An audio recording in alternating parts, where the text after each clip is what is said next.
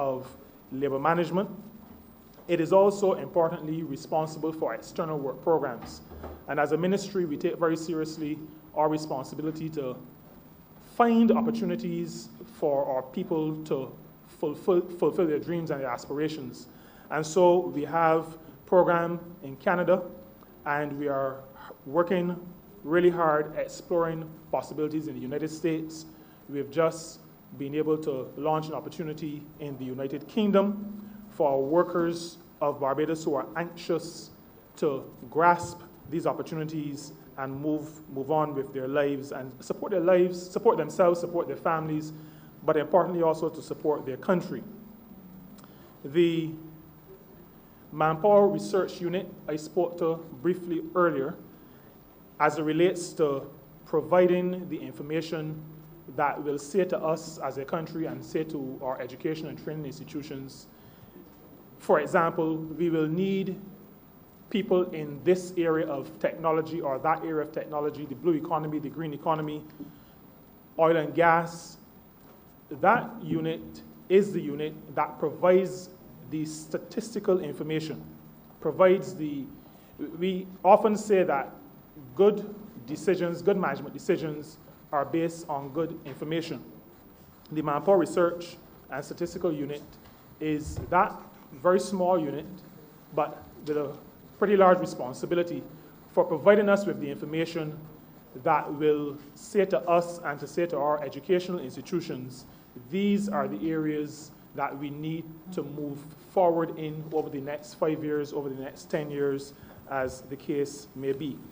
This ministry, Madam Chair, is also responsible for the social partnership, the relations among the partners, government, workers and their representatives, businesses and their representatives. The secretariat, the seat of that relationship coordination sits within this ministry as well. And I think much of Barbados knows, but I think it is still important to remind us that the social partnership has been a vital cog in the wheel of rescuing and rebuilding the country at this juncture in our history. And so keeping the partnership together, offering guidance, facilitating the partnership, because partnership is a word, but if partnership is to mean something, then there has to be that focus and that functioning of the different parts. And located in this ministry is that functioning of pulling the partners together and facilitating their involvement in the project of nation building. The Ministry of Labor and Social Partnership Relations is also responsible for social justice. And this is a matter that cannot be overemphasized. Every country, if it is to reach its full potential, must be able to look after everybody in the country. It must be able to facilitate their inclusion. It must be able to give voice to those whose voices are not heard. It is, if the society is not to descend into chaos, it is to be that function that attempts to maintain a certain harmony, a harmony not based on force, but a harmony that is based on an understanding that all of us are a part of the society, and all of us have a role to play in the development of that society. So that as a society develops and as it seeks to develop on its economy, we have to include everybody. And we have to make sure that everybody has the opportunity to play their role, play their part in the building of the society and the building of the economic infrastructure that the societal superstructure is based on. The Social Justice Committee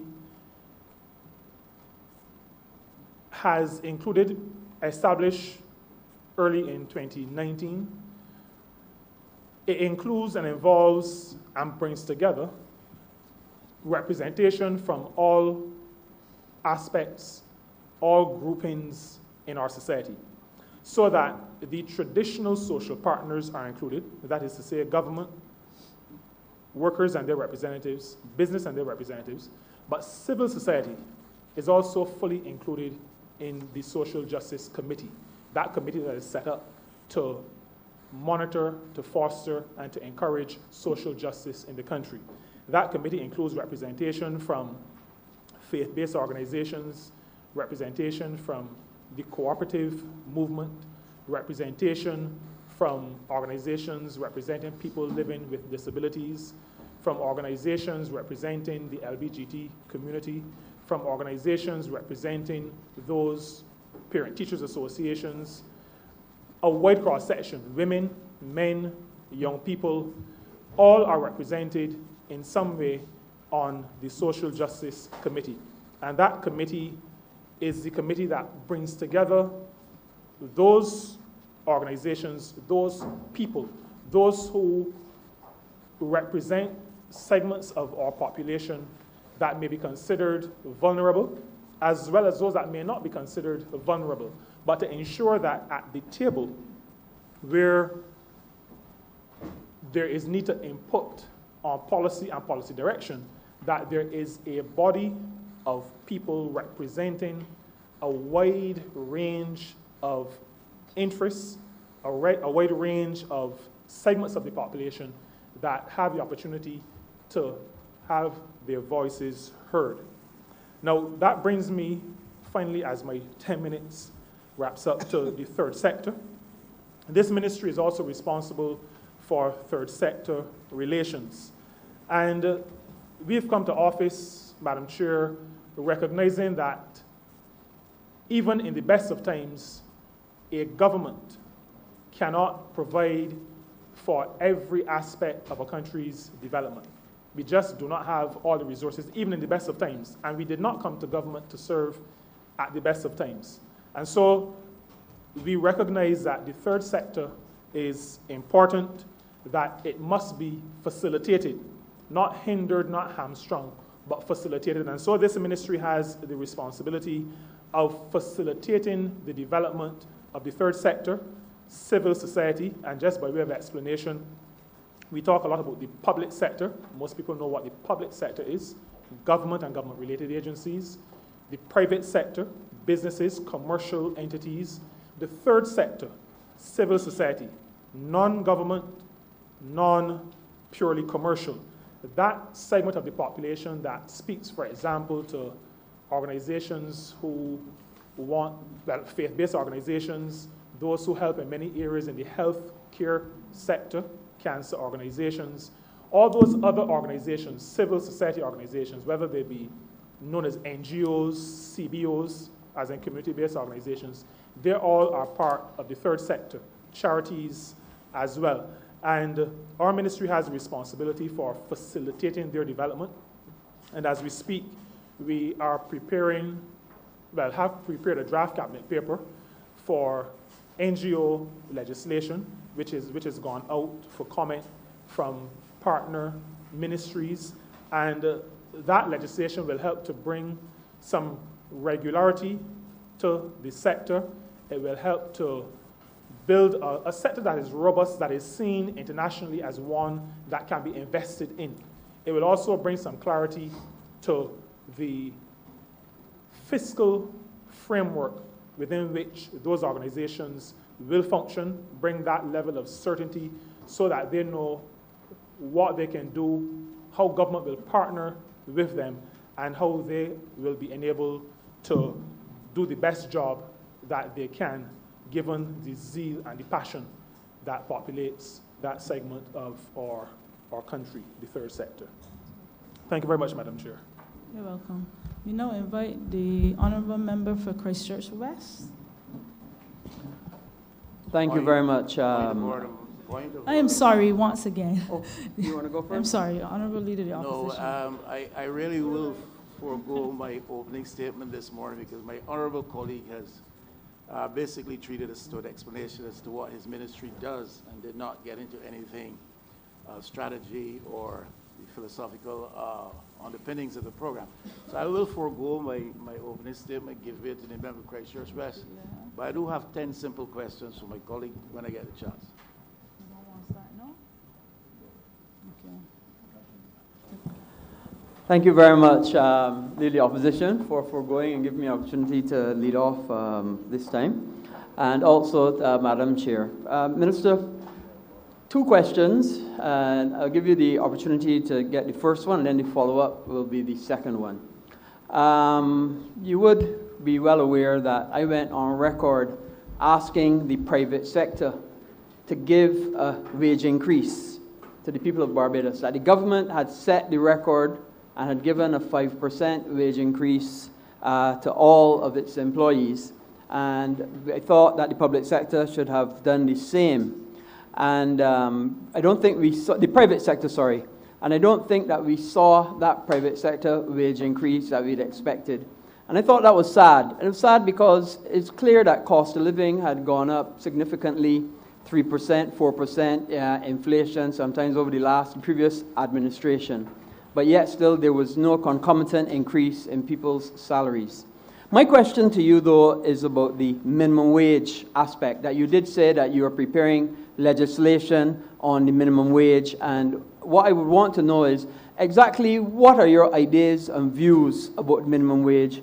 Do you have an idea or a number in your head set as to what you're thinking that should be? And how would you, after setting that, how would that wage increase over time based on inflation or cost of living as time goes on? So in other words, will that if you do have that minimum wage idea set, will that then be a set figure, or will it increase by virtue of a formula, or will then you have to come legislatively and increase that minimum wage going forward? And then the second question has to do with farm labor, but I'll come back to that. Thank you very much, Honourable Member. The Barbados Labour Party came to office with a recommendation recognizing that the cost of living had been increasing on a continuing basis over the years, recognizing that the rate of increase in pay had not kept track with the increases in the cost of living. And in our manifesto of 2018, we indicated that we would seek to raise the minimum wage to $8. I mentioned before that, and that is, sorry, $8 per hour, and to extend it to be a national minimum wage. Now, I say extend it because I'm conscious that there are people who may be listening who may not understand fully what some of the things that we take for granted in our speak. There is a minimum wage set at this point, $6.25 for shop assistants. That was moved from $5 some years ago to $6.25 with an intention to move it to $7.50. But it was done in stages. Now, I spoke earlier to the Manpower Research and Statistical Unit, and they are currently doing research. We are close to the end of February. They are to have, and I expect to have on my desk, or at least on the Permanent Secretary's desk, by Monday morning, because it's supposed to be done by the end of February, a report of their findings into what that minimum wage should be. If it should be $8 right now, if we should phase the approach, because previous studies was setting a minimum wage after doing the research that is needed whenever these significant decisions are to be made a decision that it would better be phased. And so while we have indicated in our manifesto that we intend to go to $8, we have not said, because we understand that these things require a little bit more research, we have not said how we would get to that $8 and the time frame. That needs to be based on good research.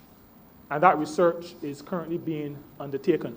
Now, that research will also speak to whether that national wage should be across the board or whether it should be segmented by sector.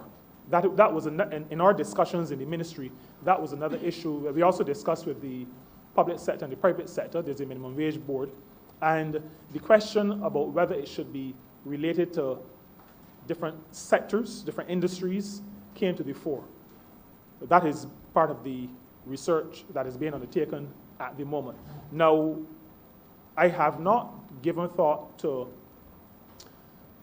a mechanism that would increase, like indexing, which is what in economics you would probably refer to.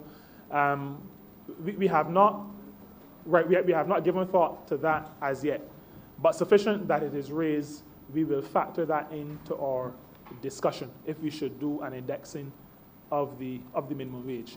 But what is clear is that there will be a minimum wage set across the board, that is to say beyond shop assistants, but whether it will be the same number for every sector remains to be seen based on the information that comes out of the research that is being done. Thank you very much, Minister. I look forward to that because I think that has been long in coming for the people of Barbados, and I look forward to give that my full support. My follow-up question has to do with farm labor. And in the past, I knew that we had a very successful farm labor program, especially in the Canadian, in Canada. And I know quite a few people, especially from my constituency, actually, who benefited from the farm labor program. But recently, I'm not seeing the numbers in the farm labor program that I used to see before. And I'm wondering, has there been a fall off in the farm labor program? Are you expecting to see an increase?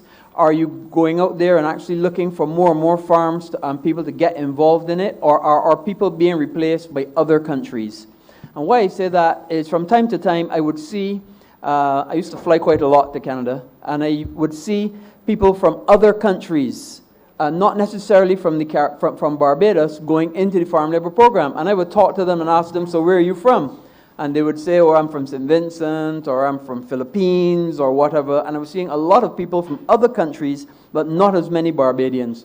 And I was wondering, has there been a fall-off? And if there has been, what are we doing to increase the number back to where we were in the farm labor program, especially in Canada? I heard you say that you're looking at opportunities in the UK and looking at the USA. And I think that's good, but I don't think we're seeing the numbers in Canada. It may be anecdotal, I may not be correct, but I'm asking the question. Yeah. Thanks again, Ms. Honourable Member. There has been a fall-off, and some of that, or much of that, I attribute to, not all of it, but much of it I attribute to a lack of focus on the program. When we came to office in 2018, I found out that the last time a minister had taken this matter seriously and gone to the location, gone to Canada. And I'm saying this coming out of a tourism background, knowing that you have to go to people and, as we would say, these stakeholders, rub shoulders with them and tell them that you want to be involved. The last time that had been done was 2012. Outside of that, it was a matter of meeting to renew a contract, but not, in my view, given the importance to the matter, putting the drive, the energy, the aggression behind getting, behind getting the business. That said, we have definitely put some more energy into that program, focusing on it some more, because we recognize that we have both a lot to offer potential employers and a lot to gain from potential employers. This is not just a matter of providing jobs for people. Providing jobs is important because people then are able to feed themselves, feed their families, send children to school and to universities and everything else that they want to do that they see as fulfilling their lives. But when a Barbadian is working on a temporary basis outside of Barbados, that Barbadian also becomes a significant source of foreign exchange to this country. And I do not believe that in the immediate past we had seen, or it was understood, the full value of having Barbadians work outside of Barbados, especially on a temporary basis. I said temporary because if you're working on a permanent basis, then there may not be that repatriation of funds as would be the case when persons are working on a temporary basis. Because if you're working for 8 months, then you have to pay bills for the other 4 months, well, for the 8 plus the other 4 that you are in the country. So there is going to be a more significant repatriation of funds into the country. And I'm not sure that that there was a full understanding of the benefit to the country. There are benefits beyond that. People will go to more developed countries. Canada is the focus of your question. And they have tremendous knowledge and expertise in all kinds of farming, greenhouse, and all kinds of stuff. When Barbadians go and work on these farms, they're exposed, in lots of cases, to technologies that we don't have, but that we want to get. And so they can come back and bring that knowledge and put that knowledge to good use as we develop our own agriculture or agro-processing industries. And so recognizing all of that, we made a serious decision that we would put significant amount of energy behind the program. I visited Canada in early November and spent some time moving around all day, every day for about 2 weeks, moving around, going from farm to farm to let farmers know that Barbados is serious about this program. Because I'm of the view that some of the farmers figured we were just treading water. And so Filipinos, Mexicans, people who do not naturally... Please wrap up your answer. Oh, sorry. But our cheese was being eaten by others because we were not taking this program seriously. But we are also, like I said, exploring, keeping our focus on Canada, but also exploring the UK, and we expect to have 50 persons going soon to the UK to engage in agricultural work as well. My final questions, as you spoke, it came to me. The first job program, you did say you were going to come back to it, and I see that you have in your estimates, I think about 750,000 or something for a consultant for first job, 1.5 million for first job. Will that actually get you started and get some people actually in a position to start work for that first job program? Yes, I remember the 1.5 million in the estimates of expenditure will see the Ministry of Labour and Social Partnership Relations having a pilot of our National First Jobs initiative called Job Start Plus. That pilot, we expect to involve 500 young people. There will be, I understand your zeal and desire to make sure that persons from Christchurch West are included, and I am sure that other honourable members will also have a similar zeal. The intention is to be fair in terms of the persons who are involved in the program. We have to be mindful, though, that as a government, we practice one government. And so there are persons who have been identified in ministries outside of our ministry as being some of the most vulnerable. And so we will be mindful of that in this ministry, like across this government. We do not practice the siloed approach or approaches of the past administration. And so while the program is ours, located in our ministry, we will use as part of the basis of our populating the program those households that have been identified as the most vulnerable, regardless of where those households, regardless of the spread in terms of geographic spread. So that will form one of the bases. But outside of that, we will try to be fair across the board. Now, This pilot will see about 500 young people having the opportunity to do something that as a country we often complain about. We talk about indiscipline. That is as a country. Young people talk about not being given an opportunity to get job experience. We've recognized as a government and as a ministry that what our young people are saying to us is correct. Whenever they look at job advertisements, there is the requirement for at least 12 months of work experience. Nobody gives them that 12 months of work experience, but everybody wants them to have that 12 months of work experience. Many of them are caught in that vicious circle. And then we sometimes wonder why some of our bright prospects have fallen through the cracks, turned to illegal activity. Some people have given up. As a government, we are determined not to give up on our people, but particularly our young people. We're never going to give up on our young people. This program is intended to do a couple of things. One, it is intended to give young people, those in the program, 12 months of work experience, real work experience. It is also intended to create in those young people a discipline that allows them, and I just using an example, if you live in St. Peter, you're going to have to wake up at 5 o'clock in the morning. If you live in Christchurch West, you may be able to get up a little bit later.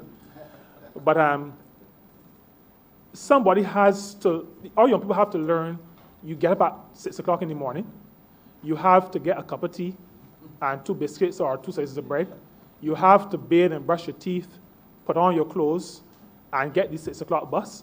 Because in St. Peter, we still have, I know as a government we are fixing the transportation challenges, but we may have to get a 6 o'clock bus and get to work by 8 o'clock, put in your 8 hours of work. Dress appropriately for that work. Understand that a lunch hour is what it says. 1 hour for lunch. That you don't leave before your closing time. And you go home. And when you get your stipend, that you learn that you have to put aside a little bit, you have to put some down for bus fare, some for lunch.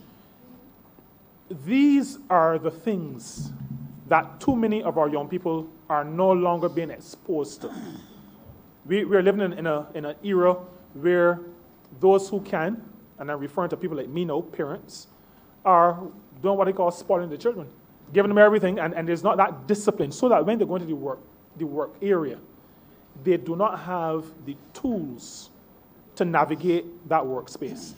The Job Start Plus, government's First Jobs initiative, is intended to create in young people that discipline in work and that attitude to work that allows them to be productive citizens in this country.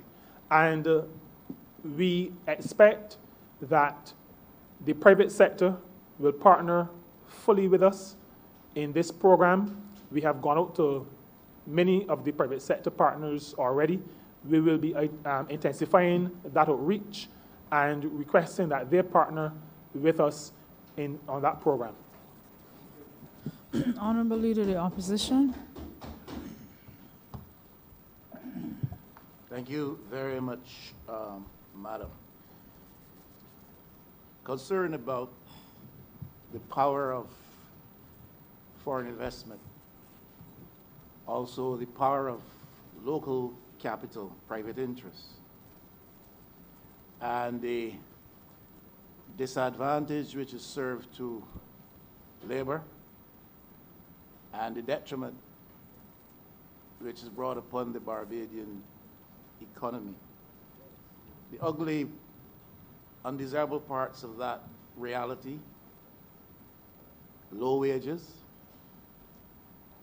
a demand for heavy concessions for long periods of time, and then premium positions in the establishments, especially where foreign investment is concerned, going to non-nationals, foreign nationals. But the most sinister, perhaps, is a seeming determination on the part of several entities to ensure that labor in Barbados does not organize itself. The question is, what is the government's strategy, plan, intention with respect to this reality? That foreign investment can come and make heavy demands for concessions, pay low wages, bring their afford their premium staff positions to non-nationals, and then seek to prevent local labor from being organized. That is a serious problem in Barbados. And you have all day to respond. Not really. 3 minutes. As far as I'm concerned. I will not need all day. But thank you, Mr. Honorable Member.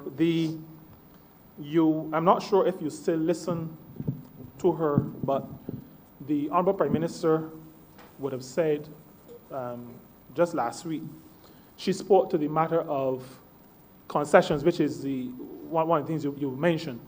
And I think she very clearly articulated the kind of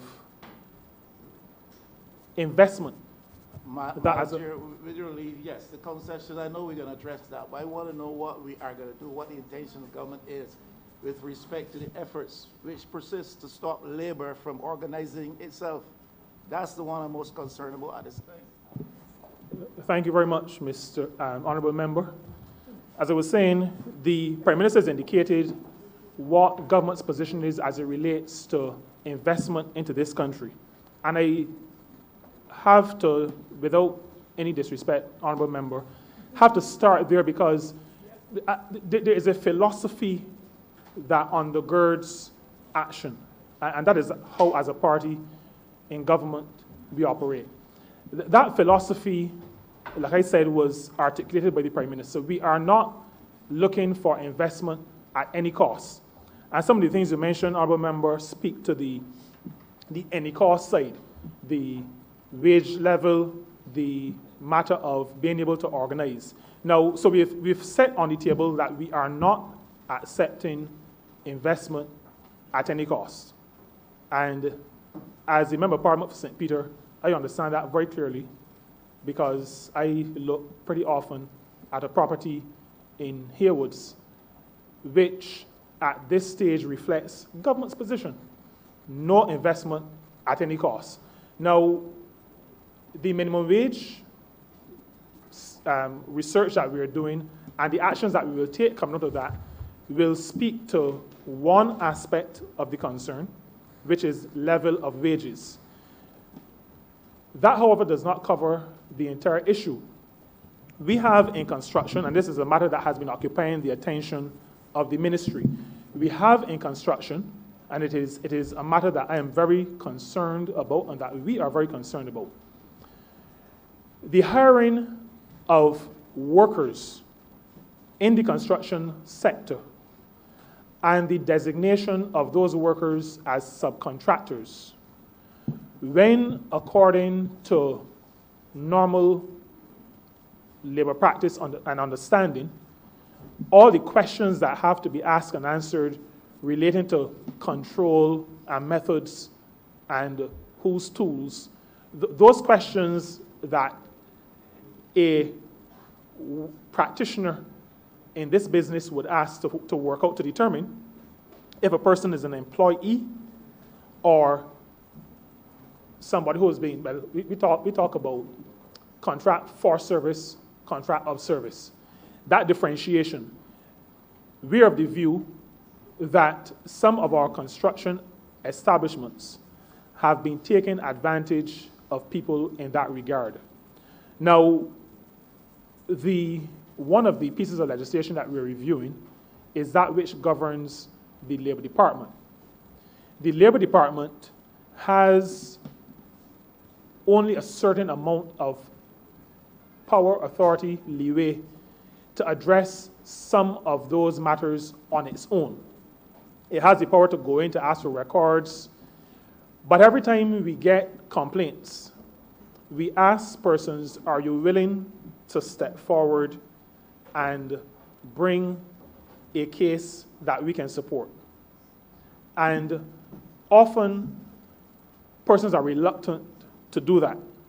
Now, the reason, Honorable Member, why it started with what the Prime Minister said as it relates to investment is because there are often many ways to skin a cat. And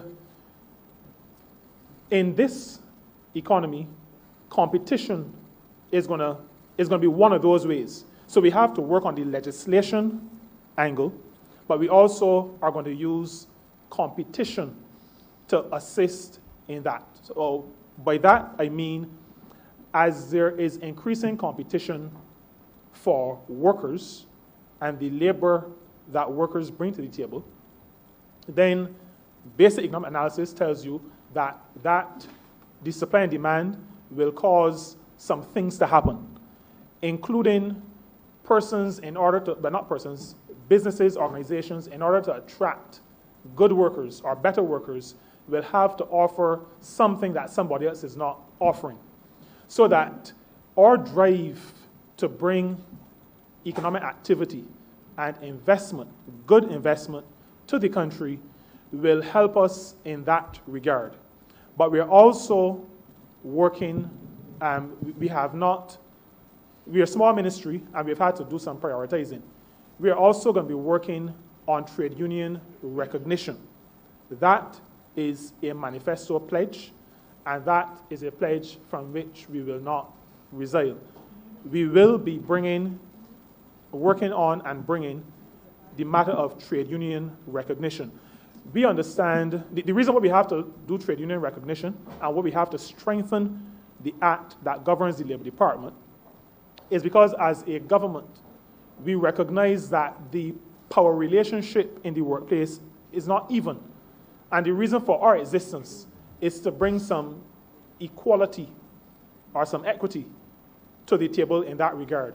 We have to do it, well, we do it using moral suasion in many cases, but we also have to do it using legislation. We've said, and I've said often in this Parliament, that you cannot legislate changes of attitudes. But if a country is to be a good country for everybody, then there has to be legislation that those responsible for ensuring that there's good practice can rely on.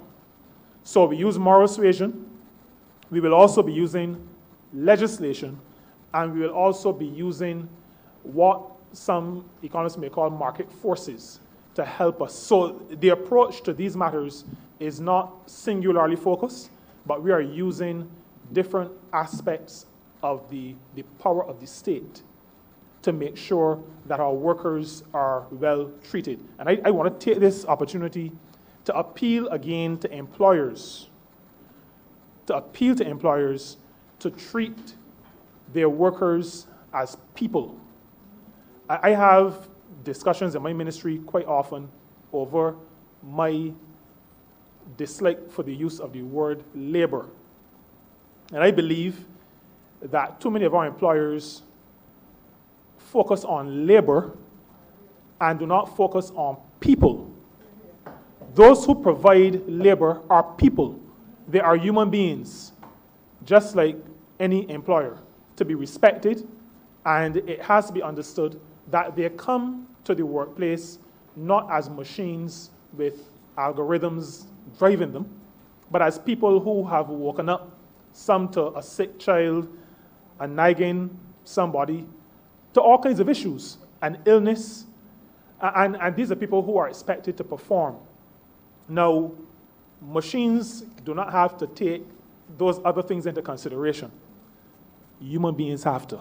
They can't but do it. So this is coming in quickly, because speaking at my level, I don't know a lot about labor laws and so on, but I get complaints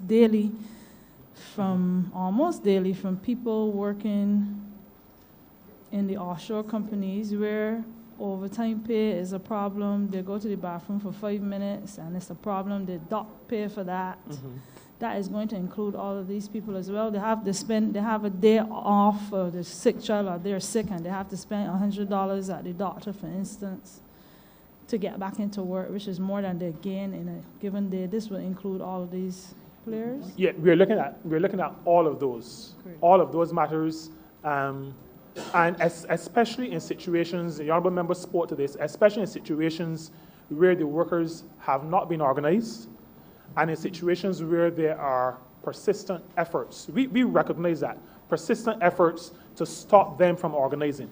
We have establishments that have, when workers come across are subject to the matters that you've identified, and they attempt to come together to address them, then sometimes there are reasons are found to get rid of them.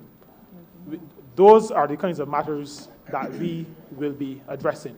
Now, we have limited resources, and we started in terms of our legislative agenda with the regulations to the Safety and Health at Work Act.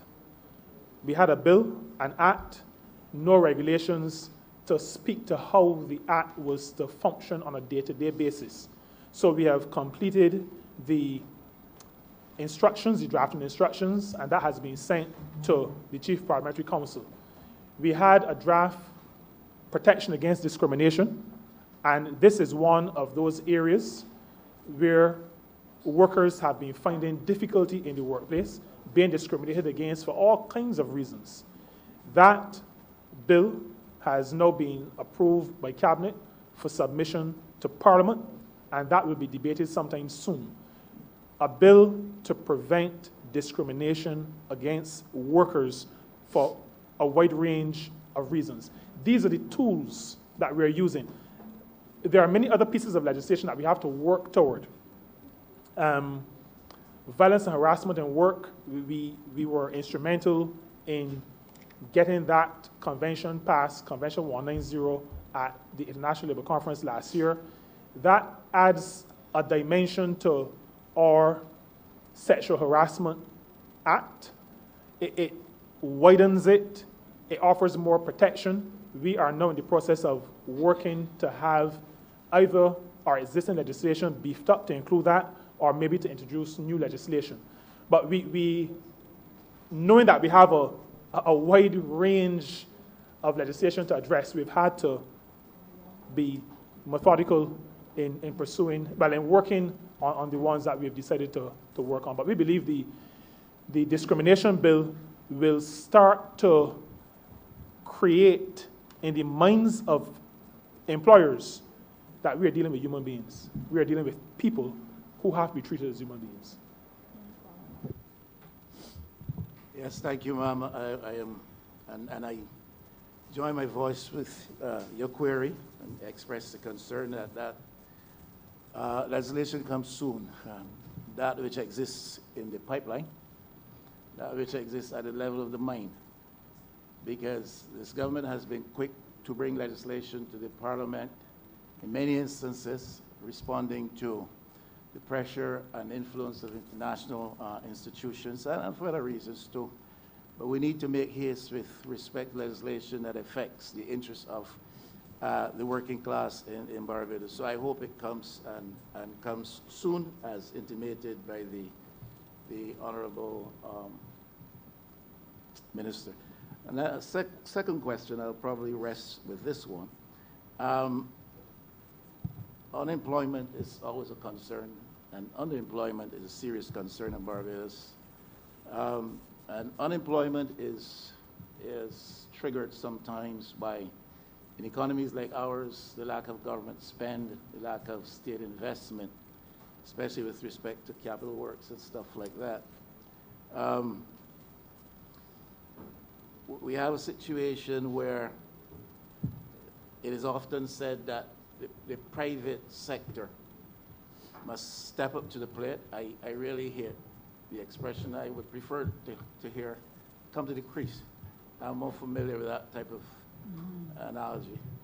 But they must come to the crease or step up to the plate and help with the situation in terms of reducing unemployment in the economy and contributing to our forward movement and development.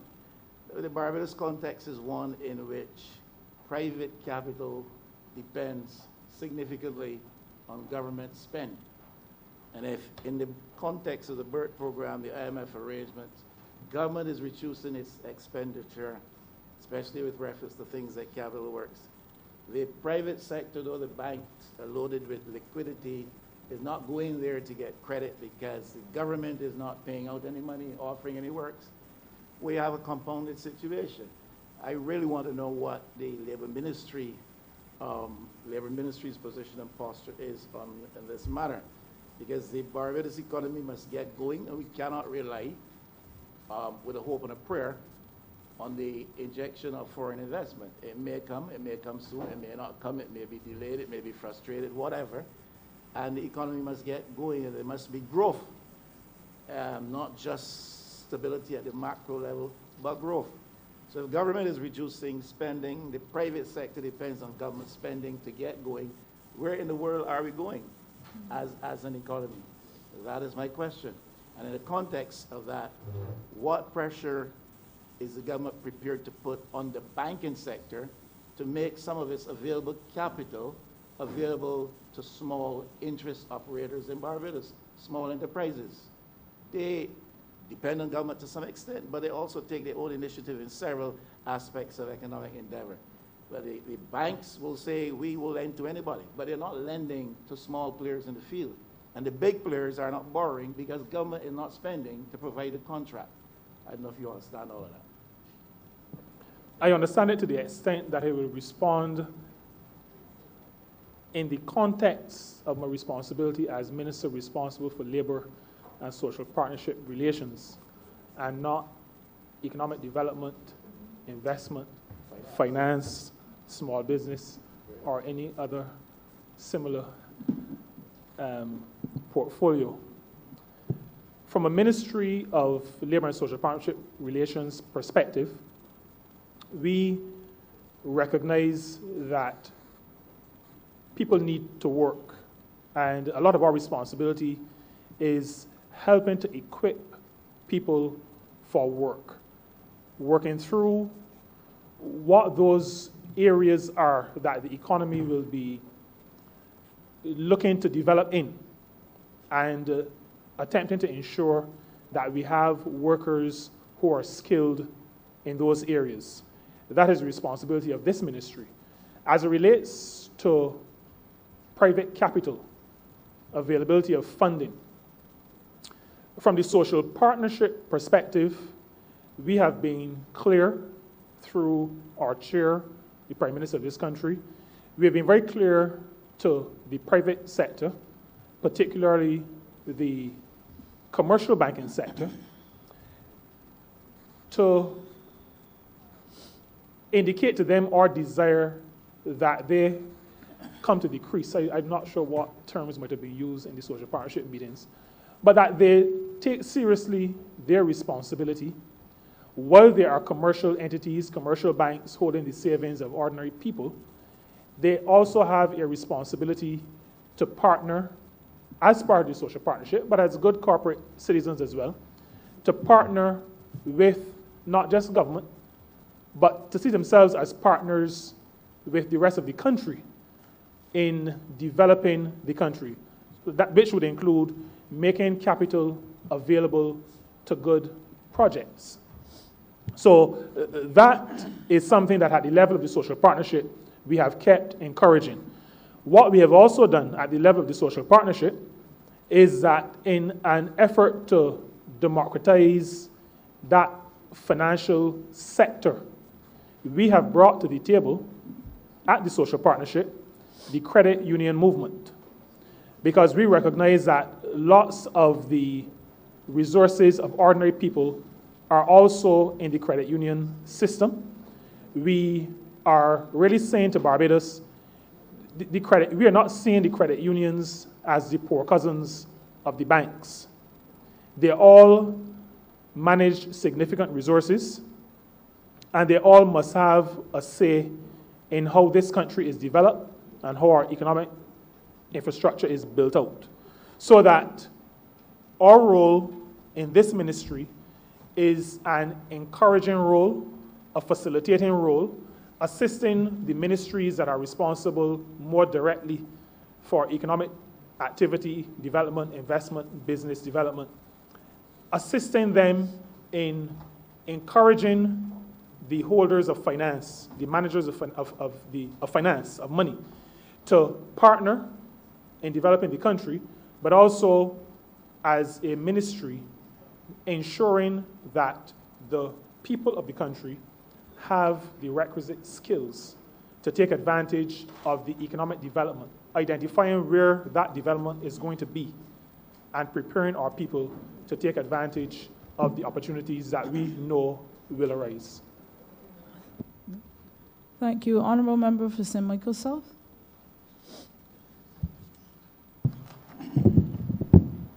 Thank you very much, Madam Chair. Minister, in your opening, you made comments in relation to a number of very interesting things, and I'd just like to speak about two. One of your comments was in relation to the coming discrimination on employment, I think legislation or bill or act or paper. And if you could expand on that, I would be very grateful. I know it may not necessarily cover my other concern, which is as it relates to the number of people, especially in the construction industry, who tell me now that they would have been working on some construction sites 5 days a week, maybe 4 days a week. They have to work 8 hours, they get a lunch hour, they have to get there by 8 or 7, they have to leave by a certain time, they have regular working hours, but that these employers are insisting that they are now self-employed and consequently must go and pay their own NIS. And if they do not agree to consider themselves self-employed persons, they could lose their jobs. Some are being forced to sign contracts in a modern Barbados. And if I have heard it, I'm pretty sure that if I've heard it, that you must have heard it and your ministry must have heard it. And I'm wondering what we are doing in relation to that, but also a little bit more information on the wider discrimination on employment. And then I have a second question, ma'am.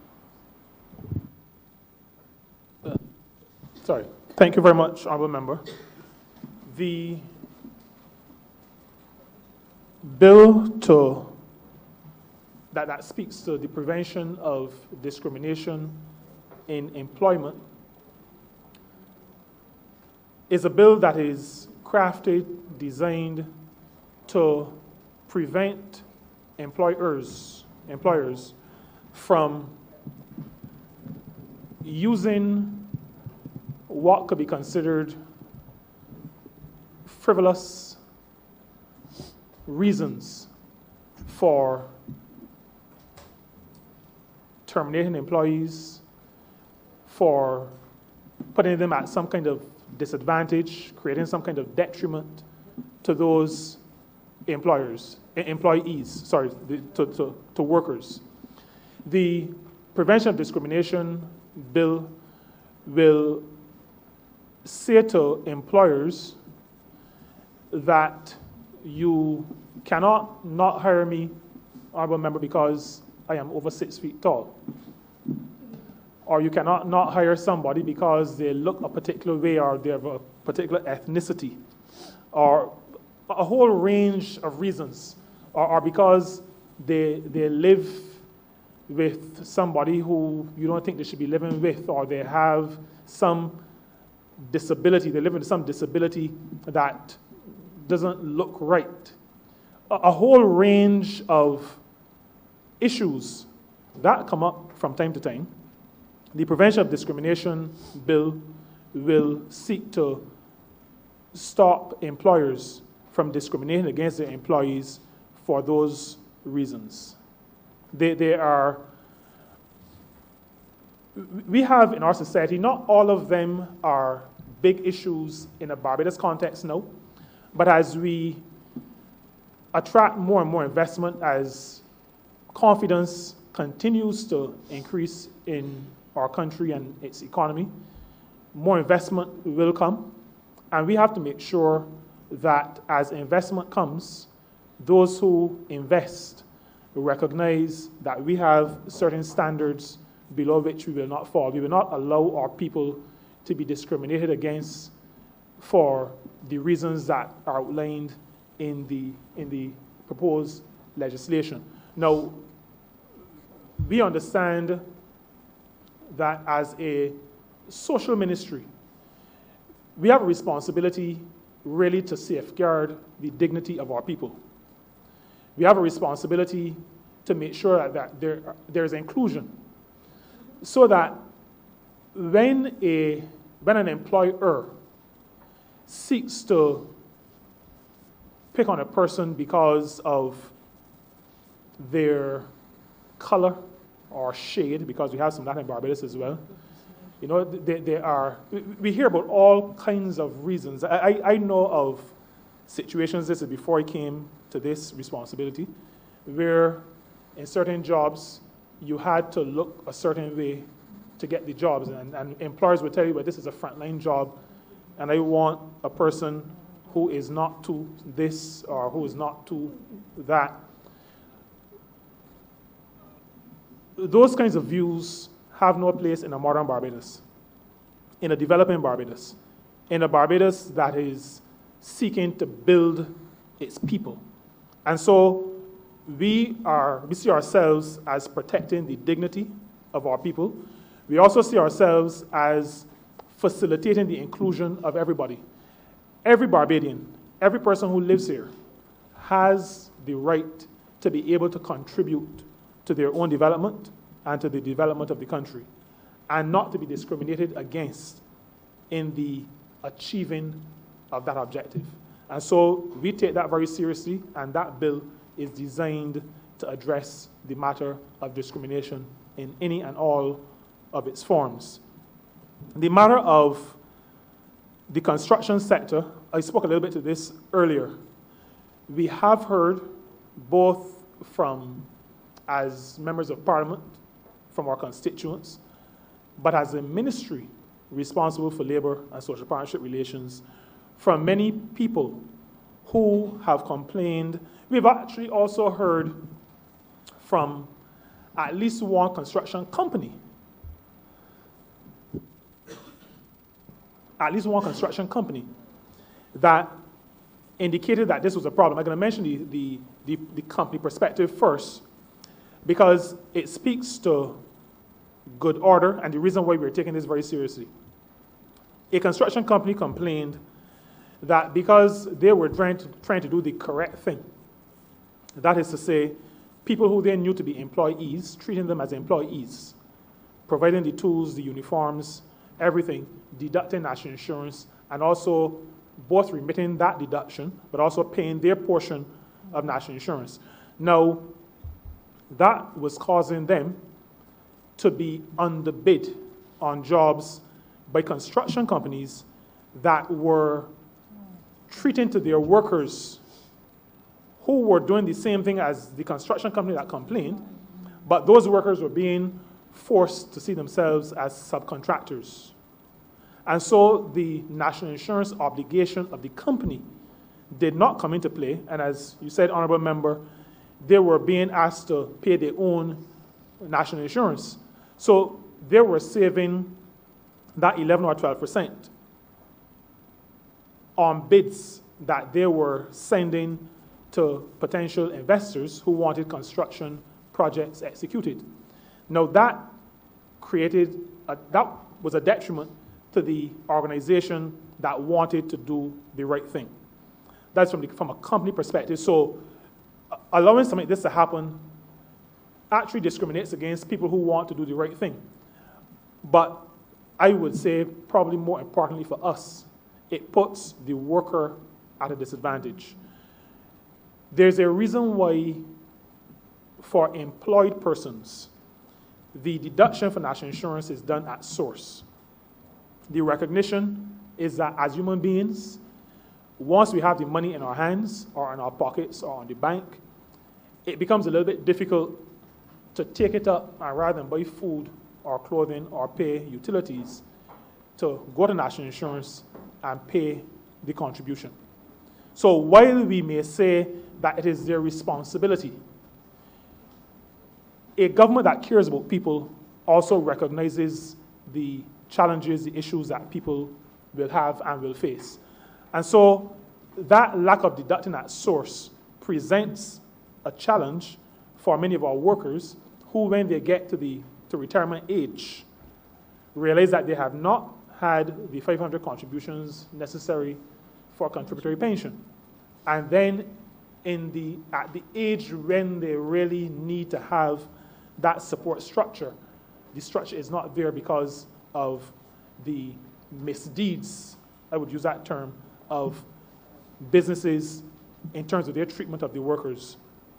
This matter is receiving the ministry's full attention. It is a matter that we have to work through how it is to be done, because while there are rules, we often have to encourage people. Now, the last time this happened was Life of Barbados agents bring an action against an insurance company over the matter of whether they were self-employed as agents or whether they were employees of the company. The ruling of the court was very clear. The enforcing of that is done on a case-by-case basis. So if it is floated, it means a case has to be brought. This takes me back to the matter of the legislation governing how the Labor Department acts. Because at this point, we rely on people, workers who have been affected, impacted, to bring the action. But a person who complains is also concerned about keeping the job. And that worker is therefore reluctant. That worker is looking to us to help in the circumstances.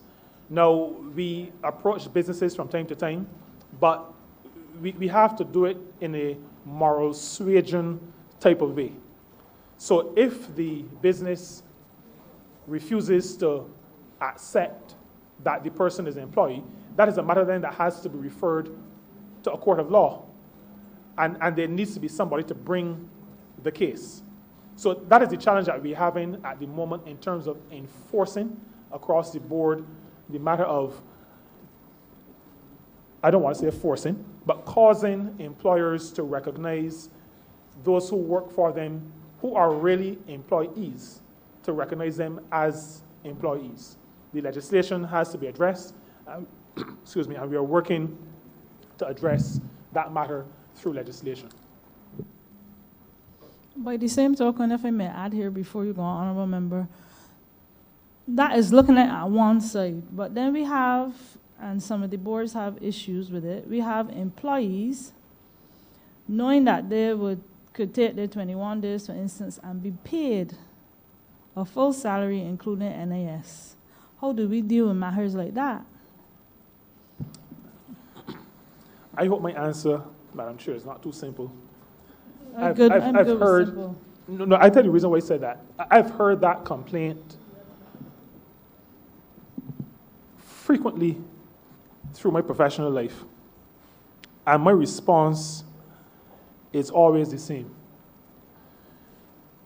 The only way an employee can continue to abuse a system is if those who supervise and manage the employee allow them to continue to abuse a system. Now, I've had the privilege of having to deal with some of these situations, so I'm going to respond more fully, but from a personal perspective. If an employee has, but I'll tell you what I used to do. So for whatever it is worth, if anybody wants to go the same route, they can. So this is a personal perspective. 6 days uncertified sickness. At day number 4, a notification that you are approaching, sorry, at day number 5, you are approaching your limit. Written notification. At day number 6, you have reached. At day number 7, you have exceeded. Well, you've reached, and if you go over, you're liable to discipline. At day number 7, you have gone over, and this is the first disciplinary step. And you go on, not ad infinitum, because there comes a point in time when there is enough warnings to say you are malingering. You are abusing the system, and so you're going to have to seek employment somewhere else.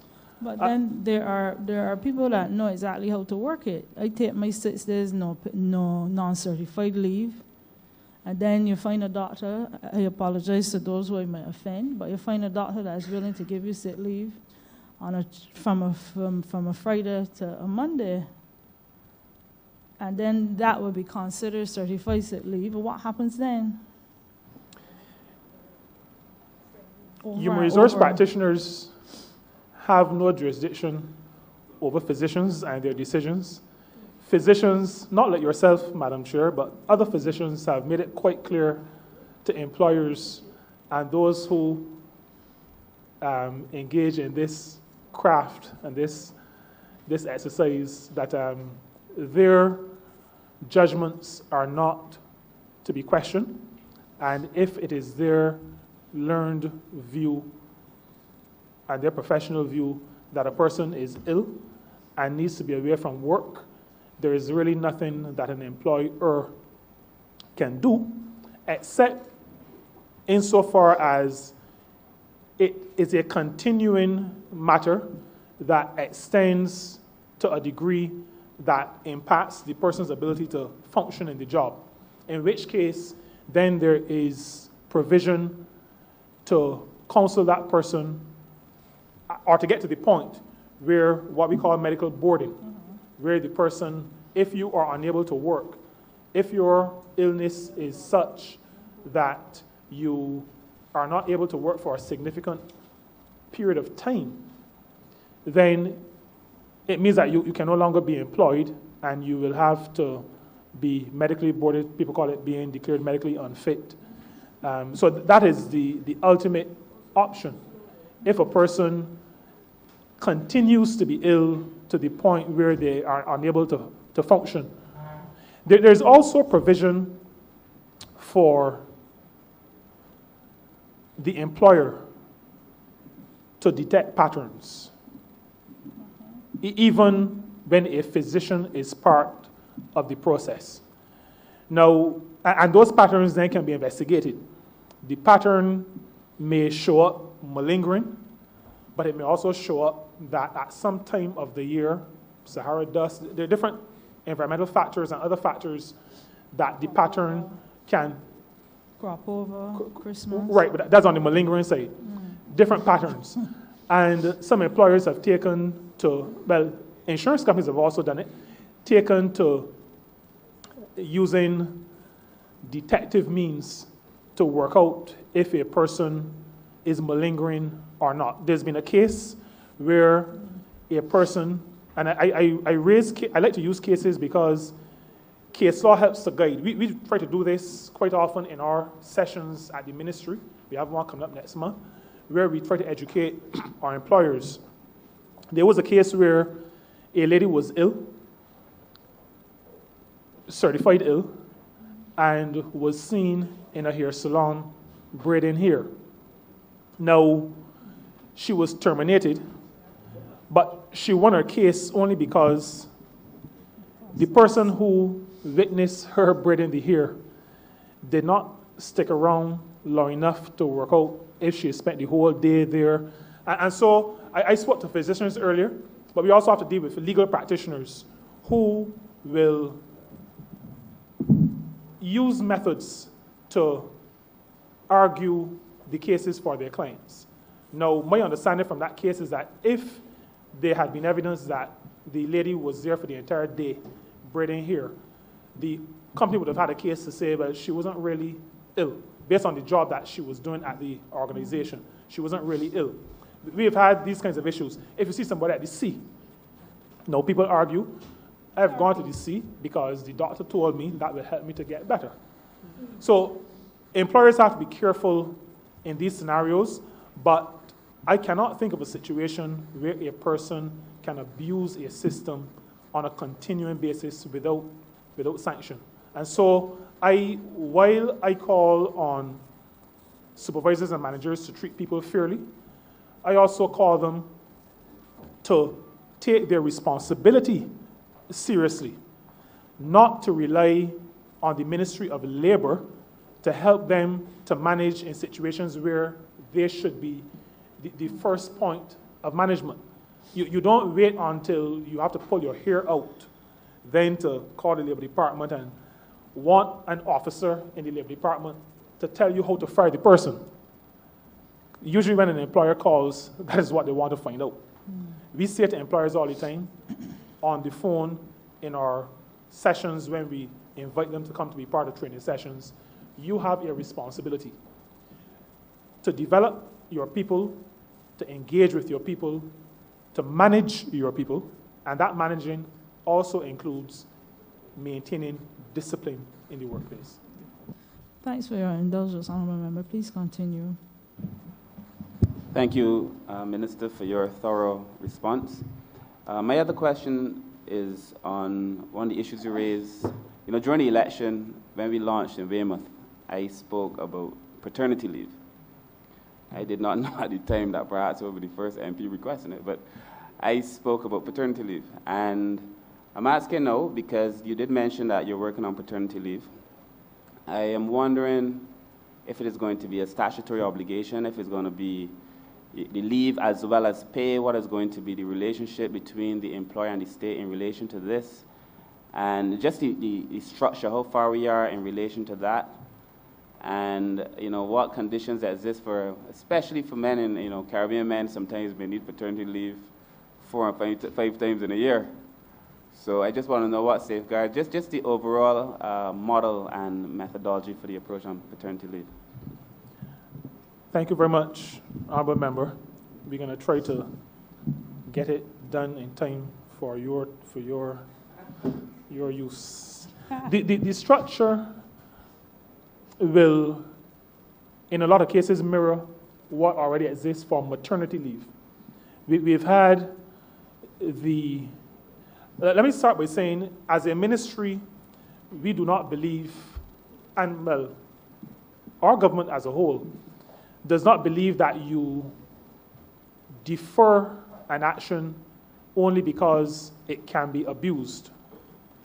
We believe that abuse or potential abuse should be managed if the action is going to be an action to benefit others.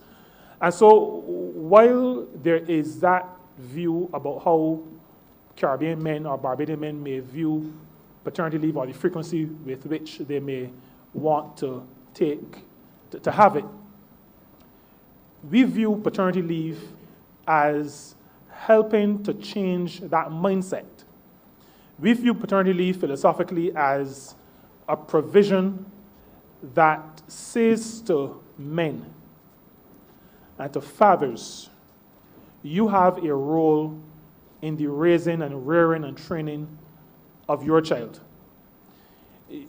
You are not just a sperm producer, but you are to be a father to your child, so that what is sometimes felt to be the mindset of men generally, or Barbadian men or Caribbean men, we believe that paternity leave is one of the mechanisms to help us to allow men to recognize their real role, that role being the role of father. Now, the relation, in terms of how the state will function in this matter, it will be our proposal, because we have not yet reached cabinet stage, so I can only speak to the proposal that will come from the Ministry of Labour and Social Partnership Relations. We've already crafted the draft cabinet paper and it has gone out for comment. The paternity leave will be statutory, like maternity leave. It will be, our proposal is that it will be paid leave as well. Our proposal further is that it will be taken around the time of birth, but no later than a few months after birth. So it is at the stage where the child is very young. It will be paid, I mentioned that, and the frequency will mirror what currently obtains for maternity leave, so that the potential for abuse, we believe, will be mitigated. There will still be the obligation, for example, to notify the employer at some point in time before that leave is requested, and then the outlining by the employee, by the father, to the employer of the period of time that the leave is needed for. Now, I will not speak to the length of time because we are awaiting comment. And I don't think I should kind of excite any expectations or put numbers out in the public domain if the number is going to change. But there will be paternity leave. There will be time off, paid time off. So there is the matter of payment, and there's also the matter of the protection of the job. So that after the leave, the father still has a job, as obtains currently for mothers. There is still a job. Under discussion, it would include matters of adoption, including situations where the father may not be necessarily living with the mother. These are all issues that come to the fore when we look at Barbadian society, its evolution, where we are at. But like I said at the beginning, what drives us is an understanding that this, while it is will be a legislative act, really has as its underlying philosophy wanting to change what some perceive to be a mindset that men are just people who go around and drop stuff all over the place and don't take to their responsibilities seriously. We do not believe that that is the case with the majority of men, one, but we also believe that the state, by its legislative action, is saying something to its people. And by paternity leave as legislation, we are also saying to broad society, but also to men, that this is a serious matter that you're engaging in. You have a responsibility. We are going to assist you in that responsibility by providing that you have time off to help to raise the child, to help the mother of the child, and to bond with your child. So that coming out of this legislation, we expect to see socially better adapted young people who have benefited from input from both of their parents, young people who have a better sense of self because they've seen that collaborative input into their rearing, and young people who are better able, therefore, to contribute to the development of society and to reduce the level of what sometimes we refer to as waywardness in our society. That is what this legislation seeks to do, over and above just giving time off to a father. I hope that would include a little longer for maternity leave, but that's for another day and another discussion. Honorable member, any other questions? Okay, we now invite the honorable member for St. George North. St. James North, sorry.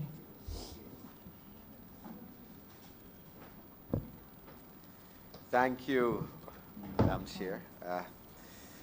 Honorable member and team, I commend you, Minister, for the manner and attitude which you have conducted your ministry, and me, that's the only way you know.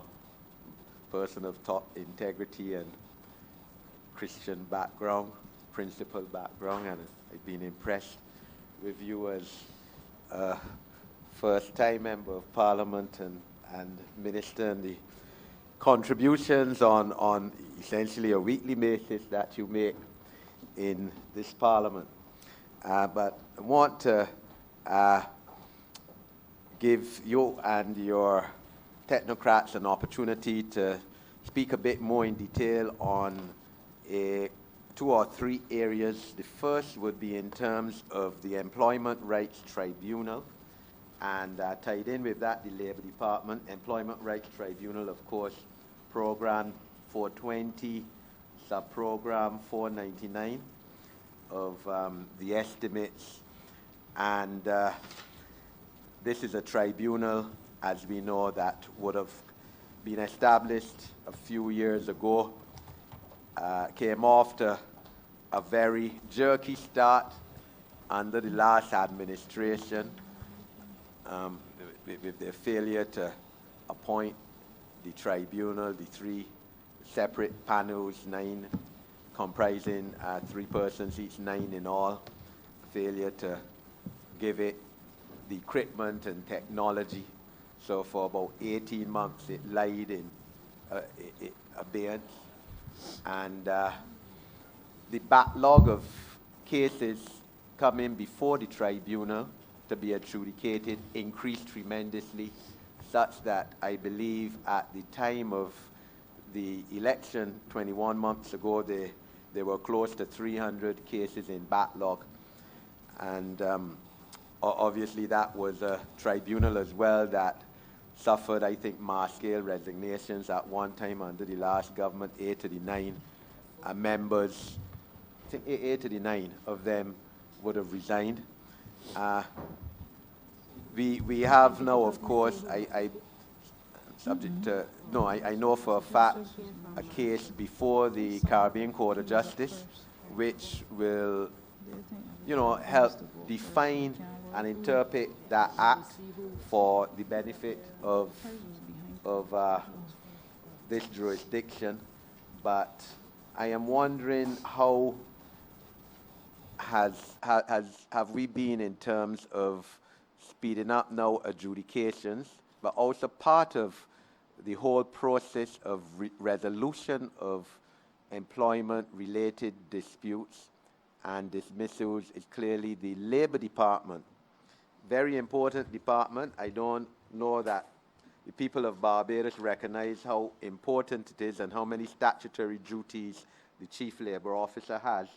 And of course, that's under Program 420, Sub-Program 421.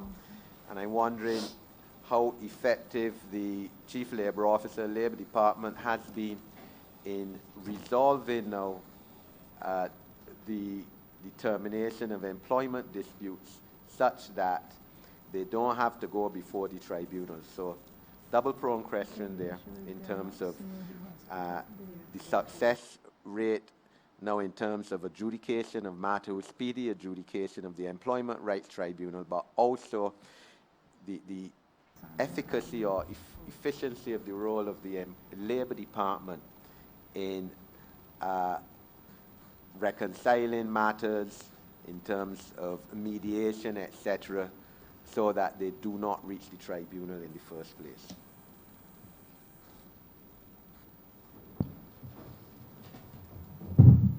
Good morning. I am Claudette Holt-Greenwich, Chief Labor Officer acting.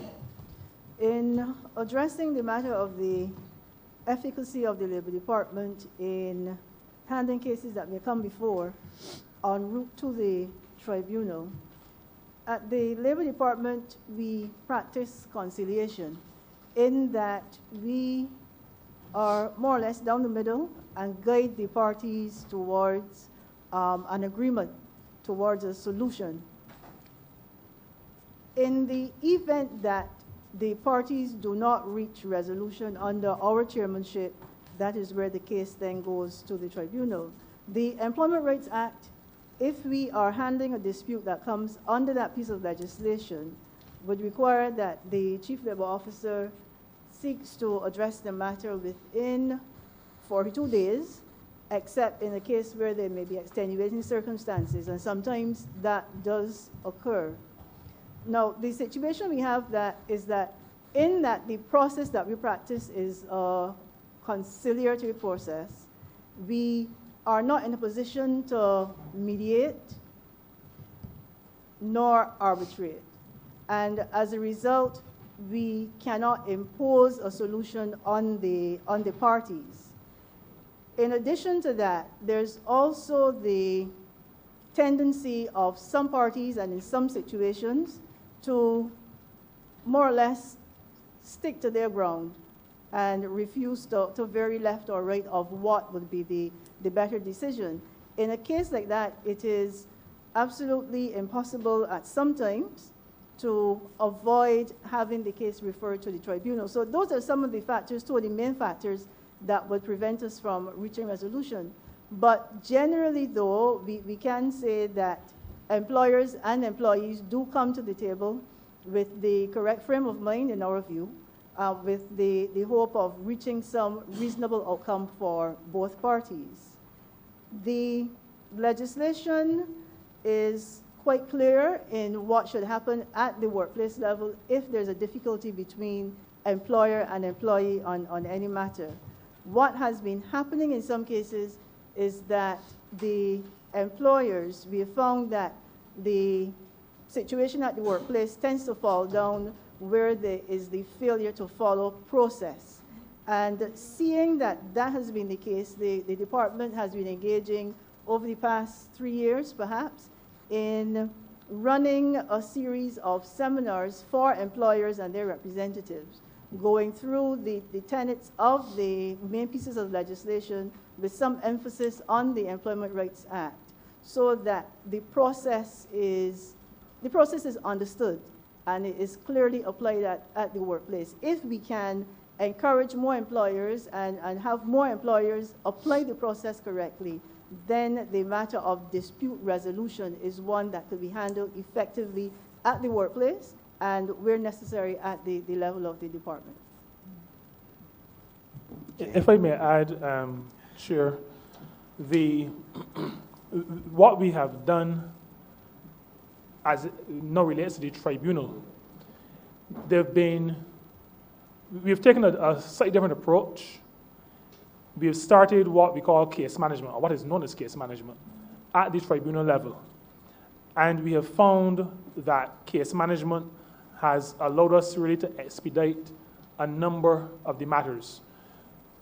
The work of the tribunal in hearings is public.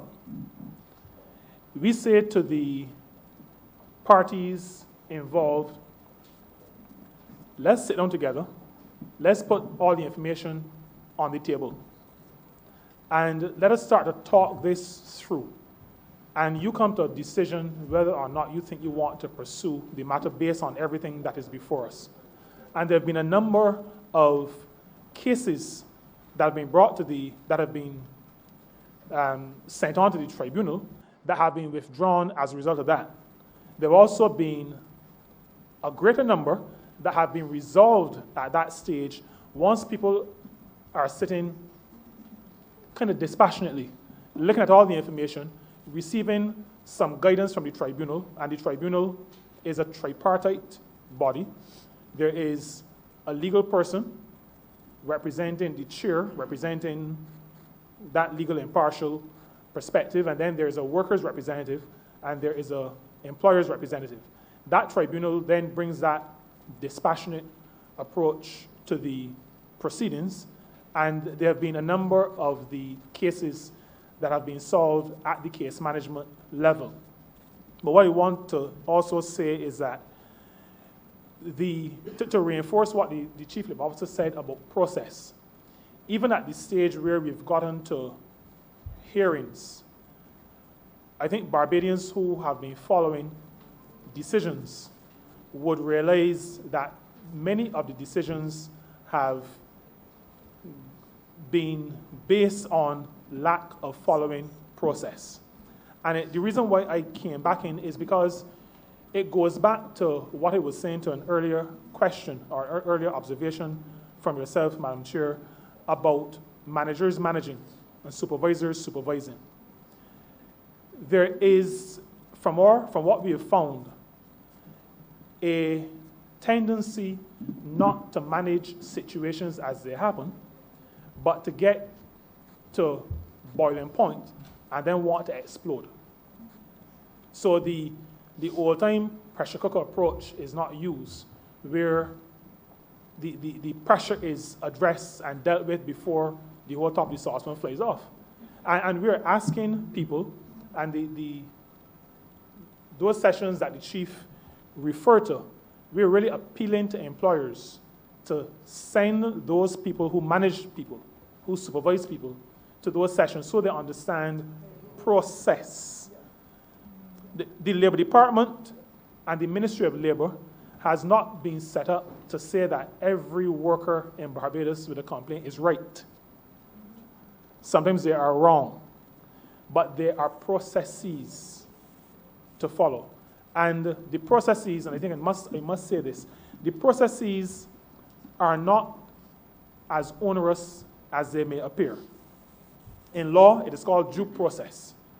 So that you accuse a person of something, you must at least tell them what it is that they've done wrong. You must at least give them an opportunity to correct the wrong. If they don't, then you have to take further action. But due process really says, tell me what I've done wrong, give me an opportunity to fix it.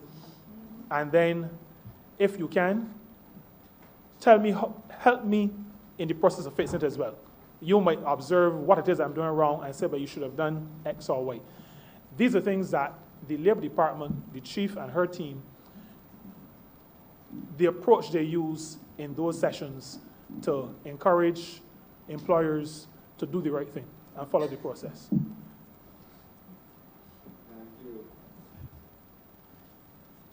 Thank you, Minister and Chief. My second intervention, Madam Chair, would be on the Prevention of Discrimination Bill, which the Minister would have mentioned, but to request some information in terms of it as it relates to persons with disabilities.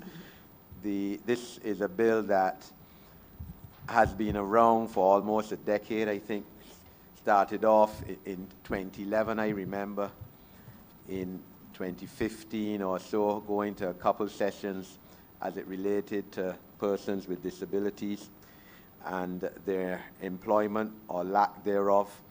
And I think we could all accept that Barbados has not been traditionally a friendly country to persons with disabilities in terms of employment, that we have a medical board and persons traditionally who became, let's say, injured in a car accident and therefore became immobile rather than require a workplace, whether it is a government department or private sector, to make adjustments in terms of infrastructure and workplace scenario, so that that person whose brain was in no way affected or capacity otherwise can continue in a job, we would put them before a medical board and send them home. And this bill, of course, which the minister is gallantly going to pilot, expected to pilot in Parliament in a few weeks' time, would prevent such discrimination. We're in a situation where, at least under the last census, only about 10% of adults with disabilities were employed, and a much lower percentage in terms of government departments. Government has traditionally been the main perpetrator of this discrimination against persons with disabilities in the workforce. And Minister, I am just requesting an expansion on this point in terms of how you see us going forward, in terms of obviously legislative framework, going down therefore to practicality for people with disabilities and giving them hope that once obviously they have the mental capacity and that they will be able to have greater opportunities for employment in this country in spite of a disability, for example, of vision, lack of vision. Thank you very much, Honourable Member. The bill does speak to disability as a ground that would constitute discrimination if that is the basis upon which the person either was not hired or fired. Now, a person living with a disability, let me speak to a case where a person acquires a disability while employed. The bill will ask the employer to make reasonable accommodation. A term like reasonable accommodation is used because there are businesses or other employing organizations of varying sizes, varying types generally. And some are able to provide that accommodation better than others. And so the bill will not be a one-size-fits-all kind of bill. It will look at, or if it has to be enforced in a court of law, what will be looked at is what is reasonable in that particular situation.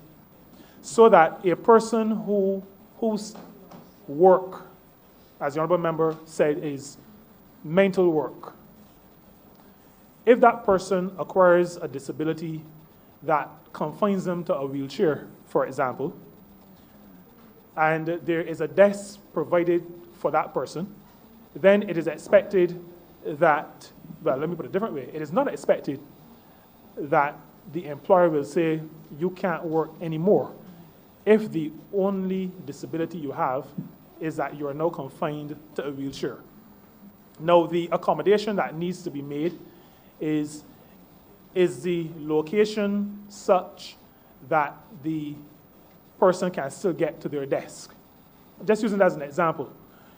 The law is going to speak to reasonable accommodation, and so it will put the onus on the employer to seek, as far as is reasonably possible, or as far as is reasonable, or as far as is possible, to make the accommodation in the work environment that allows that person who now has a disability to continue to perform the tasks that they're able to perform. So reasonableness, a concept that is very, very familiar to law, will be a part of this legislation. And the intention is to ensure that, as the Honourable Member pointed out, persons who have disabilities are not discriminated against just because they have a disability. If that disability is such that the person is unable to carry out the function that they were hired to do, then the matter of reasonable accommodation still applies, because the question then becomes, can that person be placed in another role within the employing organization? So the reasonable accommodation applies in that situation as well. It does not mandate the organization to do what is impractical for the organization to do, because the legislation still has to be fair to everybody. You cannot say that an organization has to move house, leave the building and go and find another building to make the accommodation. The accommodation has to be reasonable. The adjudication of this will take place at the level of the Employment Rights Tribunal, and on points of law, once the bill is passed in the two houses of Parliament, on points of law, then appeal to the High Court. Thank you, Minister. Chair, my final intervention under this head relates to one of the strategic goals of the ministry, as outlined at the front of this ministry's estimates, to ensure an adequate supply of trained manpower in occupations in all branches of economic activity in Barbados. And of course, this government is seeking to expand not only the existing areas of our economic activity, but also to go into new branches of economic activity in many areas that we have. And I am wondering what provisions the Ministry of Labour has been putting in place. I'm sure perhaps with the Ministry of Education, in terms of ensuring that we have an adequate supply of people to go into these areas of activity and to take benefit of that, not only for the development of our country, our national development, but for the development of our people and for themselves and their communities. We do that, thank you, Honorable Member, we do that using our Manpower Research and Statistical Unit, as well as our Human Resource Development Strategy Unit. Now, as you pointed out, the educational and training institutions fall under the ministry of that nomenclature. What we do as the ministry responsible for labor and social partnership relations is to do the research to inform what our development, our worker development, our people development strategy is going to be going forward.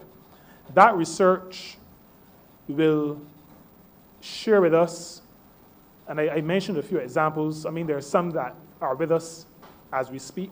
We're talking about technology, artificial intelligence, robotics, those things that would have been part of the strategy of the past, actually, because we are here now.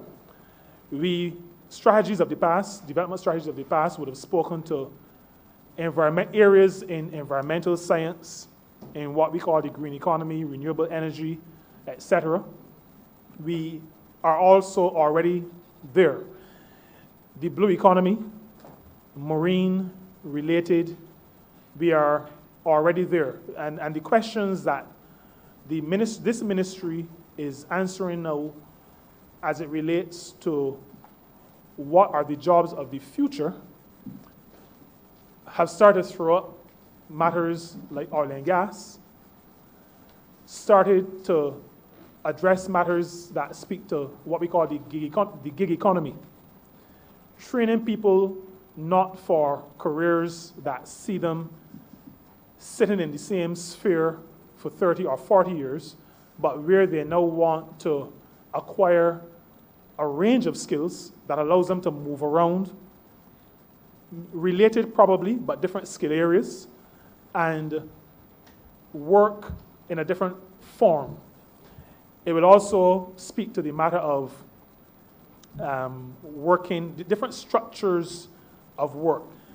So as it relates to how we position our people for future economic development, our ministry, through research, and that research feeding into the HR development strategy, is how we contribute to making sure that the areas of skill and expertise that the country will need will be available to the country as its economic, as the sectors develop.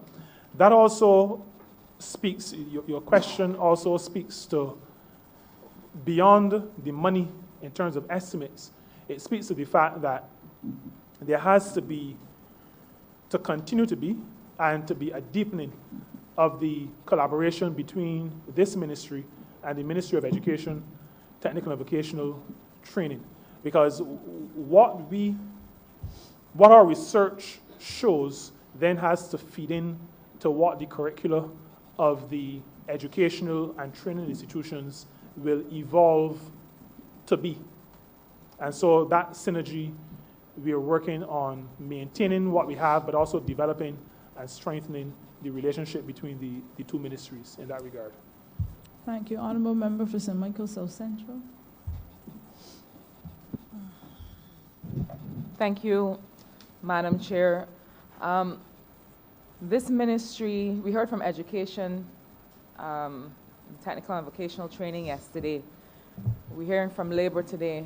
And when we hear from the Ministry of Youth and the Ministry of People Empowerment and Elder Affairs, I think it will all become clear how, I'm hoping that it will all become clear how this administration is prioritizing young people and opportunity. I think these discussions starting in this way are very important.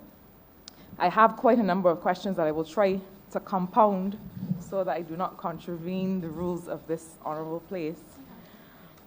I would like to begin, through you, Chair, by asking the Minister about the 1.5 million that is in the estimates for the Job Start Plus program. It seems to me, as I heard the minister's intervention earlier, that we're talking almost about at least two kinds of cohorts or categories when it comes to who the program might be targeting. One would be young people who are leaving school and who are coming out and are on track to enter the labor market. But then there are also those who may have been out of the labor market, out of formal education for some time. Certainly, when I began my work in political service, what struck me was that under the last administration, there was an entire generation of young people who had never had an opportunity to work. And indeed, I believe that this issue is what Job Start Plus is meant to respond to. So my question in this regard is twofold. One, what are the particular interventions, or what is a particular approach that is meant to address essentially really the two categories, because these would require different approaches to the program, I believe. Different ways of delivering training, perhaps even shorter programs for those who have been out of the formal education system or workplace but for a longer time. So I see that the resources are targeting training and so on, but I am concerned that there may be different approaches required depending on who you're targeting. If I'm a young person who has come out of community college or sixth form or fifth form or some other structured program, the training that I need is different. So that's the first part of my first question. The second part has to do with the role of the private sector. Minister, you have perhaps the fortune of being responsible not only for labor, but for social partnership relations. And it means that with your responsibility for the social partnership, you have a unique opportunity to engage the private sector in terms of how they contribute to and participate in this Job Start Plus program. A lot of what we hear in the context of the social partnership and from the private sector has to do with the availability of adequate labor, a word you don't like, but I'm going to use it in this regard. And so one would think that this Job Start Plus program they are in favor of, and I gather that they are. However, in the context of the convergence of our domestic and international tax rates, given that they now have a much healthier profit margin, and indeed we have seen them reporting very healthy profits, which we want. We want to see these healthy profits in the private sector. But it suggests to me that there is space now, surely, for our private sector partners to really step forward and be specific on the spaces that they will make available for these young people that are being trained as part of the Job Start Plus program. And finally, related to the same program, what about the participation of artisans? What about the participation of people who are not managing large companies? There may be a master craftsman, a master artisan who's working for him or herself, or perhaps only employing one other person, but have so much to offer a young person. There's certainly quite a few in the communities that I have responsibility for. And what do you consider the approach? How will they be engaged? How will they perhaps be supported? Because they can't make the financial and other contributions or financial consideration that a larger private sector company could. So could you tell us a little bit about that? If there's anything you'd like me to remind you of, I'm happy to do it, because I understand that that was a three-level question. Thank you. Thank you very much, Honourable Member. The first question, or the first part of the question, I think spoke to the different needs, different approaches to different segments of our target group. Those who sign up, the young people who sign up for Job Start Plus, share with us information so that we have some idea of their background, both community, education, age, and that gives us a platform on which to decide what kind of intervention they may need. We also, at the beginning, once a person comes into the program, we've started that process already. We do a needs assessment. And in that needs assessment, we get a better grasp of that young person's experiences and where the gaps may be. And so we tailor and will be tailoring the interventions to our young people, the interventions that we have with our young people, according to the need that comes up both at the initial application stage and then at the needs assessment stage. I agree with you that there are persons who have done training to a relatively high level, and their issue may just be job experience. And then there are persons who have left school who want a job badly, but they have certain issues with writing, or basic writing or reading, or basic arithmetic. And they have to be treated differently. And the program, the Job Start Plus, is intended, it is structured to address the varying needs of different segments of the population, different demographics, as we identify what those needs areas are, where the gaps are. So the program is flexible in that regard, in that it will be tailored, it tailors itself to suit the young person. We are not going to make the mistake of lumping people together and giving them having one approach to everybody. Because one of the reasons why there is some of the deviance that we are seeing is because that is exactly what has happened. There have been young people being lumped together, dealt with in a singular way, and those who fell through the cracks fell through the cracks. That is not our approach, and that is not the approach of this government. The second point spoke to private sector involvement. We have met, and I'm going to be clear because we still have some work to do as a ministry in terms of getting this right. So I just want to be transparent on that. We have approached a number of private sector organizations. Now, we have spoken to this at the level of the social partnership. Outside of the social partnership, we've spoken to some of the business groups, business groupings in the country. There has been buy-in at the level of the social partnership, but we recognize that that is at a macro-ish kind of level. These are persons representing industries who are saying, yes, this is a good idea.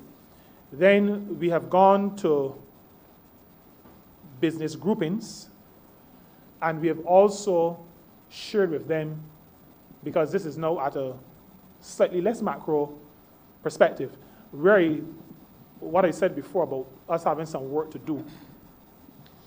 We have started, but we have to intensify our approaches to businesses on a business-by-business basis, where we get specific buy-in from individual organizations. We are keeping before them the fact that with the convergence, their effective tax rates have reduced significantly. And I want to say that the effort to keep that up front in their minds has to be a collective one. And so I am also calling on Barbadians generally to because it is people pressure that gets things going in countries. And so while we do it from the ministry's perspective, and while as a government we do it, I'm also calling on ordinary Barbadians to put some pressure on our businesses to step up to the crease and to play their part in this program. This program is only going to be successful if businesses come on board and provide the opportunities. And I agree with the honorable member that we are seeing increases, improvements in bottom line. And as a government, we are not opposed to good, healthy bottom lines because we believe that business people invest to make a profit. All we're asking is that there is a partnership that allows our young people to become the productive citizens that will assist these same businesses as they seek to develop further, that will assist our young people in ensuring that the society generally is not one that is charged with fear and wondering who will rob me, but that is populated by people who have found meaning in life through employment or through self-employment. So we are asking our private sector partners to come on board, but to say to the honorable member and to this chamber that we this year have been intensifying this calendar year. So that will go into the fiscal. But we have started to intensify our efforts in getting businesses to come on board. We have some, but we are intensifying that effort. The artisans. We've recognized that artisans have the particular challenge identified by the honorable member, where in some cases they themselves may not have work for a whole year continuously, because some artisans work a job and when the job is finished they may be off for a bit before another job comes along. We also recognize that their resources are not the same as established businesses. And so government has indicated we've had some focus group meetings where artisans have been involved, they've shared their views. The program itself, Job Start Plus, is a result of an initiative in the ministry, but it has benefited from the input of a wider cross-section of people, including artisans and very small businesses.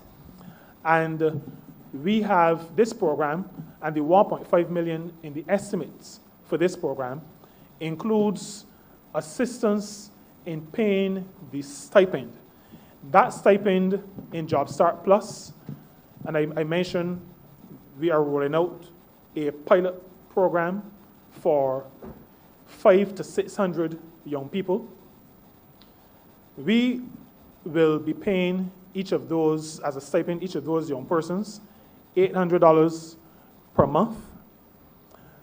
Some of the 1.5, a significant portion of the 1.5 million, almost all of it, will be used to assist artisans and very small businesses in the payment of this stipend to the young persons who are involved in the program. We've recognized that these small business people are excited to be part of the program. Their resources, however, are limited. And while we have a stipend as part of the program, we've recognized that we need to partner with them in providing the stipend for the young persons. So that those young people will be assisting those craftsmen, those tradesmen, those artisans, and will be helping them do some work. So by their work, they are assisting in generating economic activity and returns for the craftsman or for the artisan. But we still recognize that they will, in many cases, they will not be able to bear the costs on their own. And so we are going to assist them. While with the businesses, more established businesses, the expectation is that they will pay the entire stipend for the work that they will get from the person who is on the Job Start Plus program. We will be assisting the artisans in that regard. What we have agreed is that the government, through the program in our ministry, will pay 1/3 of the amount and the artisan will pay 2/3 of the amount. And that is the arrangement that we have come with. We have previously agreed on numbers with the artisans. We have increased the stipend slightly, and so we are not going to pass that increase. The amount that the artisans had agreed to pay would have been $400 per month. And so artisans that cannot go beyond that amount per month will pay the $400 and government will pay the remainder. There are some artisans who are more established and who will be able to handle the 2/3, 1/3. But like I said before, the established businesses, we expect them, especially given all that government has done in relation to the corporation tax regime, we expect them to, and we've already said to them at the macro and in some cases at the firm level, that we expect them to bear the cost as part of their partnership on this program. Thank you, Minister. My second question relates to your program for 20 sub-program 422, which is the Barbados Employment, Career and Counseling Services, BECS. Now, it seems to me that with reference to revised estimates 1920, there seems to be a reduction in the allocation of about 600,000 relative to the estimates for 2021. And I'm asking about this specifically because of what I would have imagined to be BEC's role in the Barbados Training Initiative. This, together with Job Start Plus, and I gather that this may be led and may not be fully reflected, therefore, in this, may be led by the Prime Minister's office and perhaps not fully reflected, therefore, here in your estimates, and you can help me understand that. But I'm asking about this because this is, as far as I can see it, one of the, if not the most important exercise in which this administration will engage, and the most important journey on which this administration will help usher the people of this country in the next few years. It is the platform for growth for this economy, making sure that people can be a part of the inclusive growth that we are targeting. And so I am a bit concerned if it is that BECS is supposed to have this input in the National Training Initiative, that there is a reduction. If it is that there are other inputs contemplated coming from other places, then please do clarify. But I really want you to have the opportunity, and your officers to have the opportunity, to talk about the role of the ministry in this initiative, and to make sure that members are clear on what that role is and what the relative responsibilities are and what will be delivered under the initiative. Sorry, thank you very much, Honourable Member. The National Training Initiative, or the Barbados Training Initiative, as you indicated, falls in the Prime Minister's office. We have a role as a ministry in providing information, but as it relates to the counseling and guidance, that is not coming from BECS in this situation. What BECS is going to be involved in is Job Start Plus. The counseling of the young people in Job Start Plus comes from the Barbados Employment and Career Counseling Services. Initially, we were thinking of providing some of the counseling that is going to be needed for the Barbados Training Initiative through BECS. But I think a decision would have been taken to not put that in our budget, so you would see that reduction. That will be in a separate budget. Now, that comes from, a significant amount of that money comes from the training fund, administered by or collected by the National Insurance Department, and those are the funds that will be used for the Barbados Training Initiative. You must pardon me. We just changed the name from National Training Initiative, so I'm still in that frame of mind. But the Barbados Training Initiative, significant portions of those funds will come from the training fund or through the National Insurance Department. The other thing is that the National Training Initiative its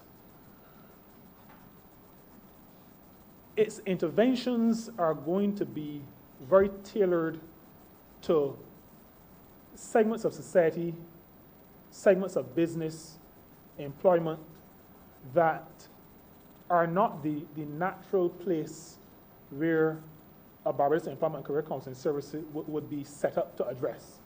So that, for example, and we have used this before, the matter of if you're going to train car washers to a particular standard, then the intervention for them is going to need to be very tailored.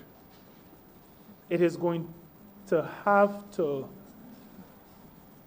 excite their curiosity, cause them to want to be a part of what is this, how is it helping me?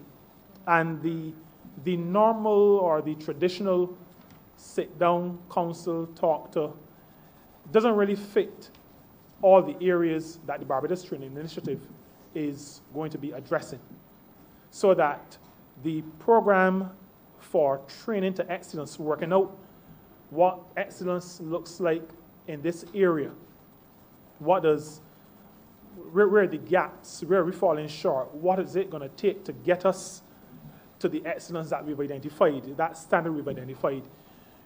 Those, the instruments, the methods that we will have to use, that we have recognized that will be necessary to reach those areas are going to be different. And so rather than BECS, we're going to be developing novel methods of intervention to address those issues and to ensure that at the end of the day, Barbados, there's not just economic recovery, but there's transformation. And transformation not just at the level of the economy, but transformation of our thinking, our approach to our work, our approach to interacting and interfacing with people, that we become an excellent society having gone through this economic recovery program. Honorable Member for Christchurch South, you asked how many more questions you have. You did 4 already. No, you didn't. You did 4. You did. Honorable Member for Christchurch South. Thank you, Madam Chair. Good morning, Minister and your team. Good afternoon, rather. Yes. Minister, if any of us had to ask an ambitious young 18-year-old what ministry he or she aspired towards, it is highly unlikely that they would name the portfolio that you hold, except that now you bring to that ministry a language that is morally and politically seductive. And, beg your pardon? Oh, and you've said so much in your opening address, although it was only 10 minutes, and you've left us with the view that your ministry is performing important work in terms of mediation between labor and capital in Barbados. That's the impression you've left us with. That's an important plank of the ministry's work. And I took some notes on one of the statements you made, which I found so poignant, significant. You said the power relationship in the workplace is not even. And I found that quite a remarkable statement to make. And it really teaches us a lot as to the relations between labor and capital in Barbados. if you think the question is not fair, you may decline. But having said that, and having regard to what you may consider to be the reach of your ministry, do you consider that unevenness in the power relationship contributes to a wider social disequilibrium in Barbados? Thank you, Honorable Member. I think it does. Very simple, straight answer. It does, and it manifests itself in situations where members of Parliament, but not just members of Parliament, others, hear complaints from people on a continuing basis on the treatment meted out to them in some workplaces. And you would have heard from my comments that I don't like the broad brush painting exercise. There are some workplaces, the names of which occur more frequently than others. And in some of those workplaces, there's a lot of tension, a lot of unease. And the reason why I answered your question to say yes is because when a person is mistreated, unfair, as we would say, at work, when they go home, they're not able to mask the fact that they've just left 8 hours with a demon. And that must, because of the nature of human beings, that must have some impact on the other people in the household. It must have some impact on those with whom they interact on a social level, maybe even at church, because from time to time, I know the Honorable Member for St. Michael West would know that, people ask for prayer because of pressures in all kinds of areas. So that I am not able, Honorable Member, to quantify the level. I can't say that some percentage of deviance is a result of, but I do know, and I think most of us know, that bad treatment in a workplace must manifest itself outside of the workplace. And I'm of the view, without any empirical data, that it is having a negative impact. And I also believe, again, the disclaimer is I don't have the empirical data, but I believe it affects the view of some young people as it relates to working for people. And I believe that the desire of a lot of young people to work for themselves is not just a built-in desire to be an entrepreneur, but it comes from a view that working for people is hard work, low pay, bad treatment at work. That view, that I believe is a result of the experiences of some of the people that they have interacted with. And the reason I spoke to the unequal power relation, that is the reason, as a matter of fact, the only reason for government is because there are unequal power relations in a society. If we were all equal, then there is no need for government. But because the strong will kill the weak, then we need to make sure that chaos does not reign and that the vulnerable are looked after. In our case, in our ministry, the vulnerable become those who are the workers, those who are at the lower end of that power relation, and our job is to look out for them and to protect them, and that we do through the suite of legislation that we have, and legislation that we need to amend and strengthen, and in some cases, legislation that we need to bring. Thank you very much. Another question, ma'am? Thank you. Those of us who've practiced law for some considerable time are now met, Minister, with a relatively new procedure, and quite creative, actually.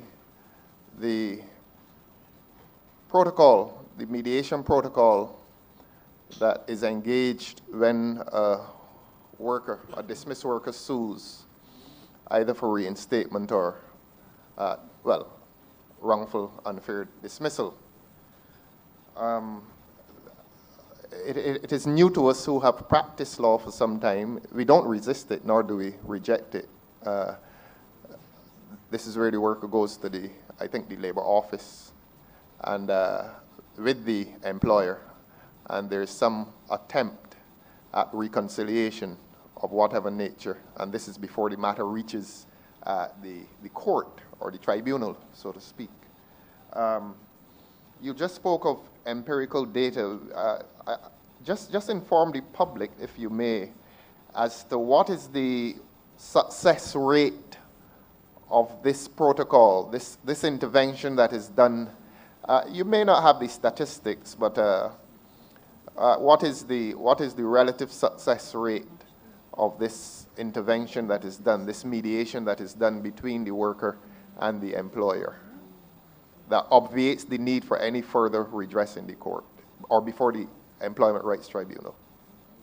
Okay. Is it working or is it not working? It is working. I think the Chief Labor Officer spoke to that slightly earlier. I don't have the empirical data here. Yes. So I said that up front. However, anecdotally, many more cases are dealt with and resolved at the level of the Labor Department. Excellent. Than the amount that would be referred to the tribunal. To the tribunal. Yes. Many more are dealt with. A lot of the time, because when people come to the Labor Department, it seems as though there are sometimes pretty basic things that they're not aware of. Mm-hmm. And once made aware, then the issue, in some cases, becomes moot. Yes. The issue goes away once they're made aware, but particularly that they're made aware of it from the government's perspective. Mm-hmm. So they understand that this is not from an authoritative source. Mm-hmm. So many more are dealt with at the level of the Labor Department. Good. That's reassuring. And my final question, ma'am. I heard you make reference earlier to the farm labor program, perhaps a terminology that is now dated and needs to be modified somewhat or modernized somewhat.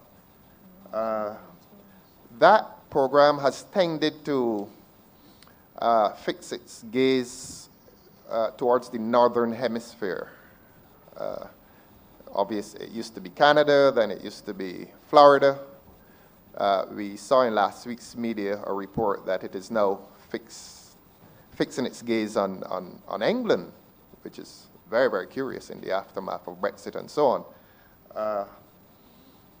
One does not wish to be opportunistic with the recent developments in Guyana, but I'm wondering if that could be an area in which we look towards labor exchanges rather than to use the old term farm labor programs, labor exchange initiatives, particularly in Guyana with its big land mass, and of course the recent discoveries of oil and so on.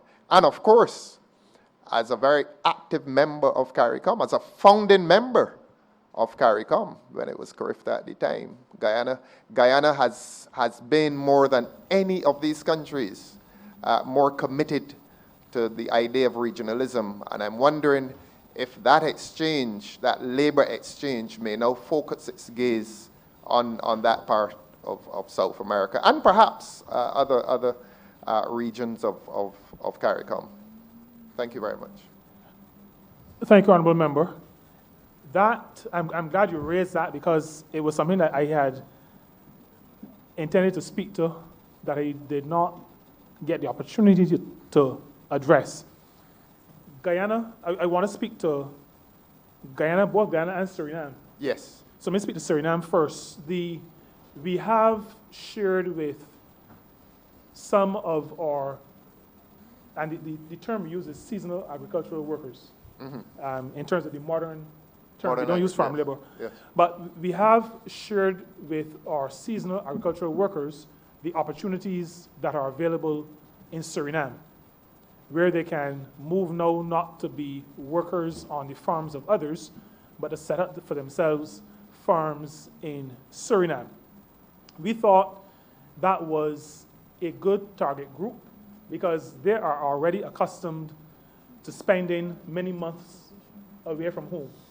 And so that would not be a difficult transition for them to make. So that is an area that we are actively speaking to persons who can take up the opportunities. On the matter of Guyana, what we have only recently, though, but started to work on is, or I started to discuss, let me put it that way, I don't want to mislead the chamber or the public. We've started only to preliminarily discuss the matter of Guyana and what is going to be its new oil and gas industry, Yes. and the fact that they will need plumbers and welders, particularly, plus other skilled areas, but plumbers and welders are persons who we train in the country. Yes. And so we are going to be going out to seek out the opportunities in those two areas initially, and maybe others, but those are two areas that we've identified that we can go out to source persons for. And you spoke about labor exchange. Yes. We expect in Barbados, offshore, to have a similar industry in the not too distant future. And so having persons go out to Guyana now to start work and acquire skills in these areas, these two, like I said, plus others, but plumbing and welding, will no doubt redound to our own benefit. So the short answer to your question is yes, we are also looking south as it relates to Suriname and Guyana.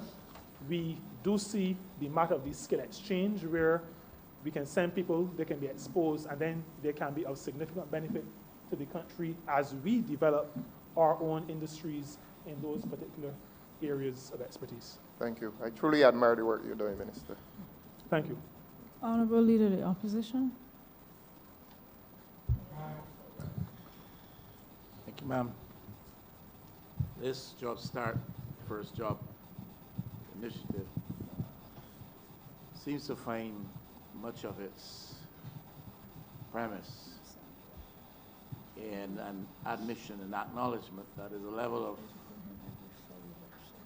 disillusionment, frustration, cynicism, especially among our school leavers, young people, with respect to job opportunities. I made reference to that sometime yesterday. One of your colleagues privately called me aside after and chastised me for putting abroad the view that there's a significant level of disillusionment and disappointment among young people, frustration, the lack of employment opportunity after they've studied hard, worked hard, to find that opportunity. How do you respond as a minister, and perhaps how does your ministry respond to that? Is this a response to a level of frustration and disenchantment among young people, lack of opportunity in Barbados for work? Thank you, Honourable Member.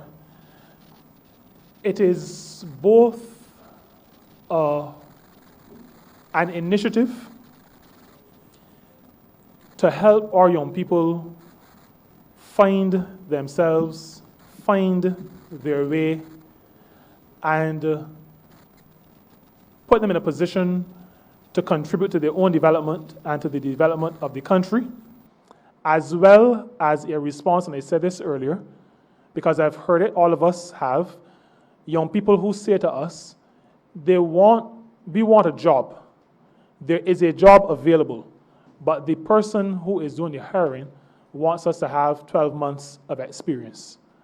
So Job Start Plus is both of those, and there is no harm in addressing an existing issue with their program. Sometimes people speak to reacting. I have no such issues in my head because a lot of life is about reacting, but this is also proactive to assist our people, especially as it relates to our view that everybody must be included and everybody must be given an opportunity. Now, a lot of the disenchantment, I'm not sure if I'm using your words accurately, disenchantment or disillusionment a lot of that has come as a result of, I am not sure if it was a deliberate policy of the last government, but a situation where opportunities for further education was reduced, I think, by more than half. You had a situation where the numbers of persons at UE, at BCC, SJPI, people who would have gone on to equip themselves in a way that would have positioned them to better be able to take advantage of opportunities, was almost decimated. And so some of the disillusionment that we are seeing, or that we saw coming into office, was a result of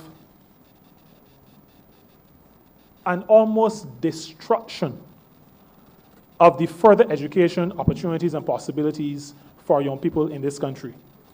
The Honorable Prime Minister said, and all of us agreed and also said previously, that government is about choices. And we believe as a government that young people and their prospects and their opportunities are high, high, high on the agenda.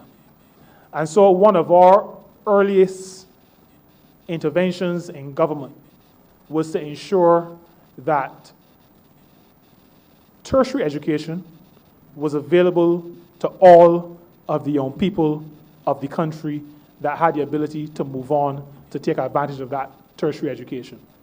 We never say it is free because somebody has to pay for it. But we believe that our young people must be given the opportunity, and we further believe that the rest of us will come together and through our taxpayers' dollars give opportunity to those persons who could otherwise become, as you said, disillusioned or disenchanted. So that was but one of the programs. When the Ministry of Youth comes there, we'll talk about their programs. From our ministry, Job Start Plus is another one of those programs intended to address that matter. You are locating the frustration at a level of those who felt that they were being denied the opportunity of further education. That's why I heard you say it. I thought my sense is what I hear from people is that this level of frustration actually exists with those who come out of school and want to work, not necessarily study further, or those who have gone through the tertiary level and can't find opportunity after they've had the opportunity of studying. That is where the frustration is. That is my sense from my interaction with people out there.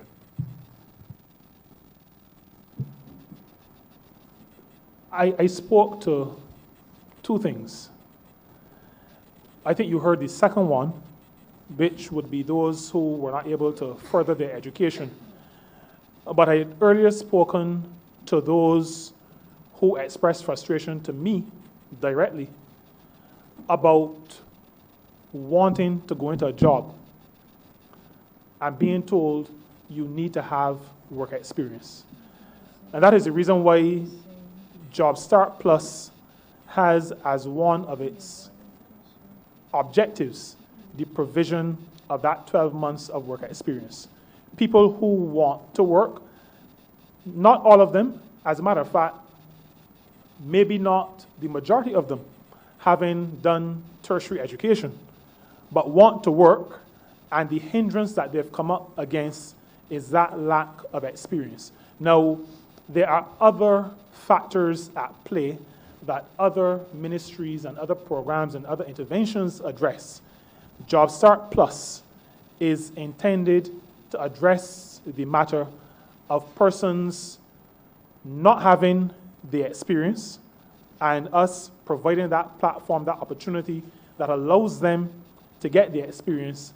And also, in addition to that, the matter of providing that discipline that comes along with the experience so that those persons who want to work but don't have the experience can now have the experience and position themselves better for a job. Sorry, if I may come in here, does that include students or graduates of all areas? Because right now we have not only the people with degrees coming out, psychology, even medicine, dentistry, and cannot find jobs. How does that come in with your Job Start?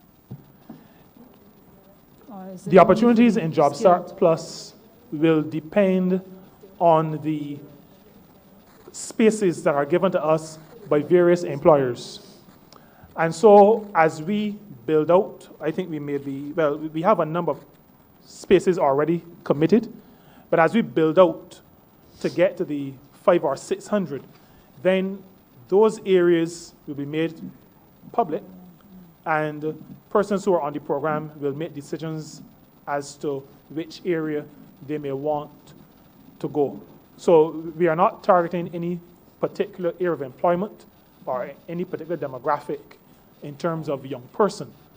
We are, the only situation I spoke to earlier was that those most vulnerable, any young people in those most vulnerable households must be addressed. Outside of that, those who apply, but no specific area. If there is a person who has, you mentioned doctors, if there's a person who has MBBS and there's an opportunity in a supermarket and that person can't find work and wants to work and they're a possible candidate for it, if that is the person's desire. We are not cutting anybody out. It hardly ever is somebody with that degree, the person's desire to work in a supermarket. It hardly ever is. That's usually after desperation. But I guess that will come in where you will be fit to purpose, for instance, not taking on a role of overextending the services. In other words, more doctors or more social workers than the country actually requires, which I think you alluded to earlier with respect to coordination with the Ministry of Education. Yeah. I use, Madam Chair, the extreme just to prove the point, just to say what I really wanted to say. Yes, thank you, ma'am. I'm sure the minister will make sure he's quite clear with respect to the extreme illustration that he just used. Now, Minister, to what extent can you speak to the success or otherwise of government's digitization program? We were told that, to what extent can your ministry speak to the matter of government's digitization program?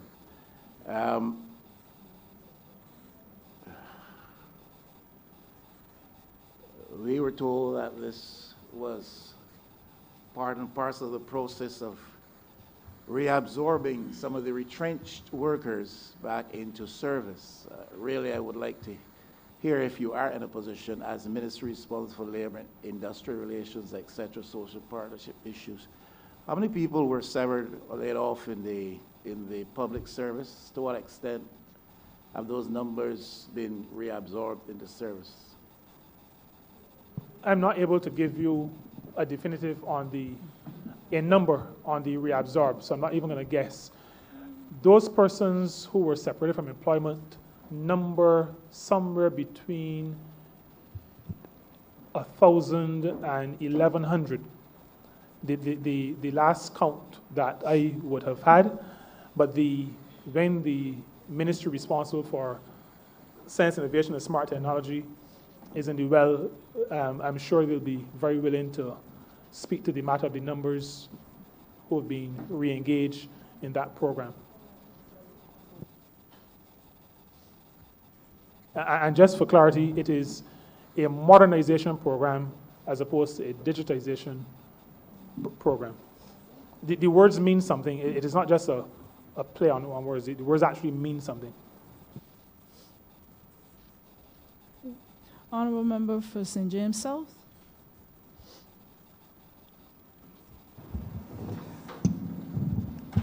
Thank you, Madam Chair, and thank you very much, Honorable Minister, Honorable NP for St. Peter, and congratulations on your regathering program that is ongoing and coming shortly to a close. I was very, very pleased to hear some of the initiatives that your ministry is undertaking in relation to labor And in reading the information about some of your plans, there were some questions that I wanted to raise. One question was actually raised by another member this morning, but I'll just put this on the table just to alert you in case you've not been made aware. In my constituency, I've had a number of young people employed by firms investing in Barbados.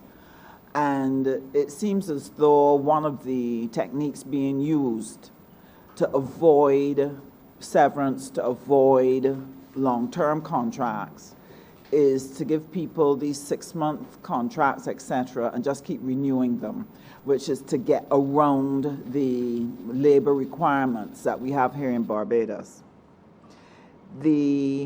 I know when you were speaking, you talked about the importance of bringing legislation to help correct behaviors, etc., and so on.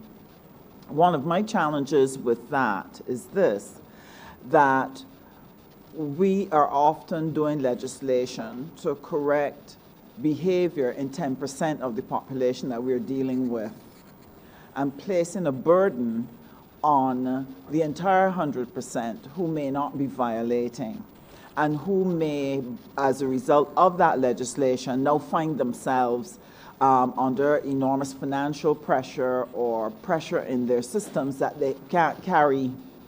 If, for example, I'm very conscious of this because small businesses often have to cope with legislation that we put in place to govern various things.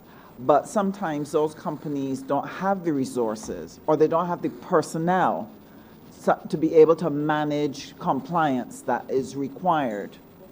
So I was wondering, because I know it's not easy, because we're now coming out of a bad financial, economic situation, and too many demands on companies at this time could actually dampen growth if the demands carry financial liability.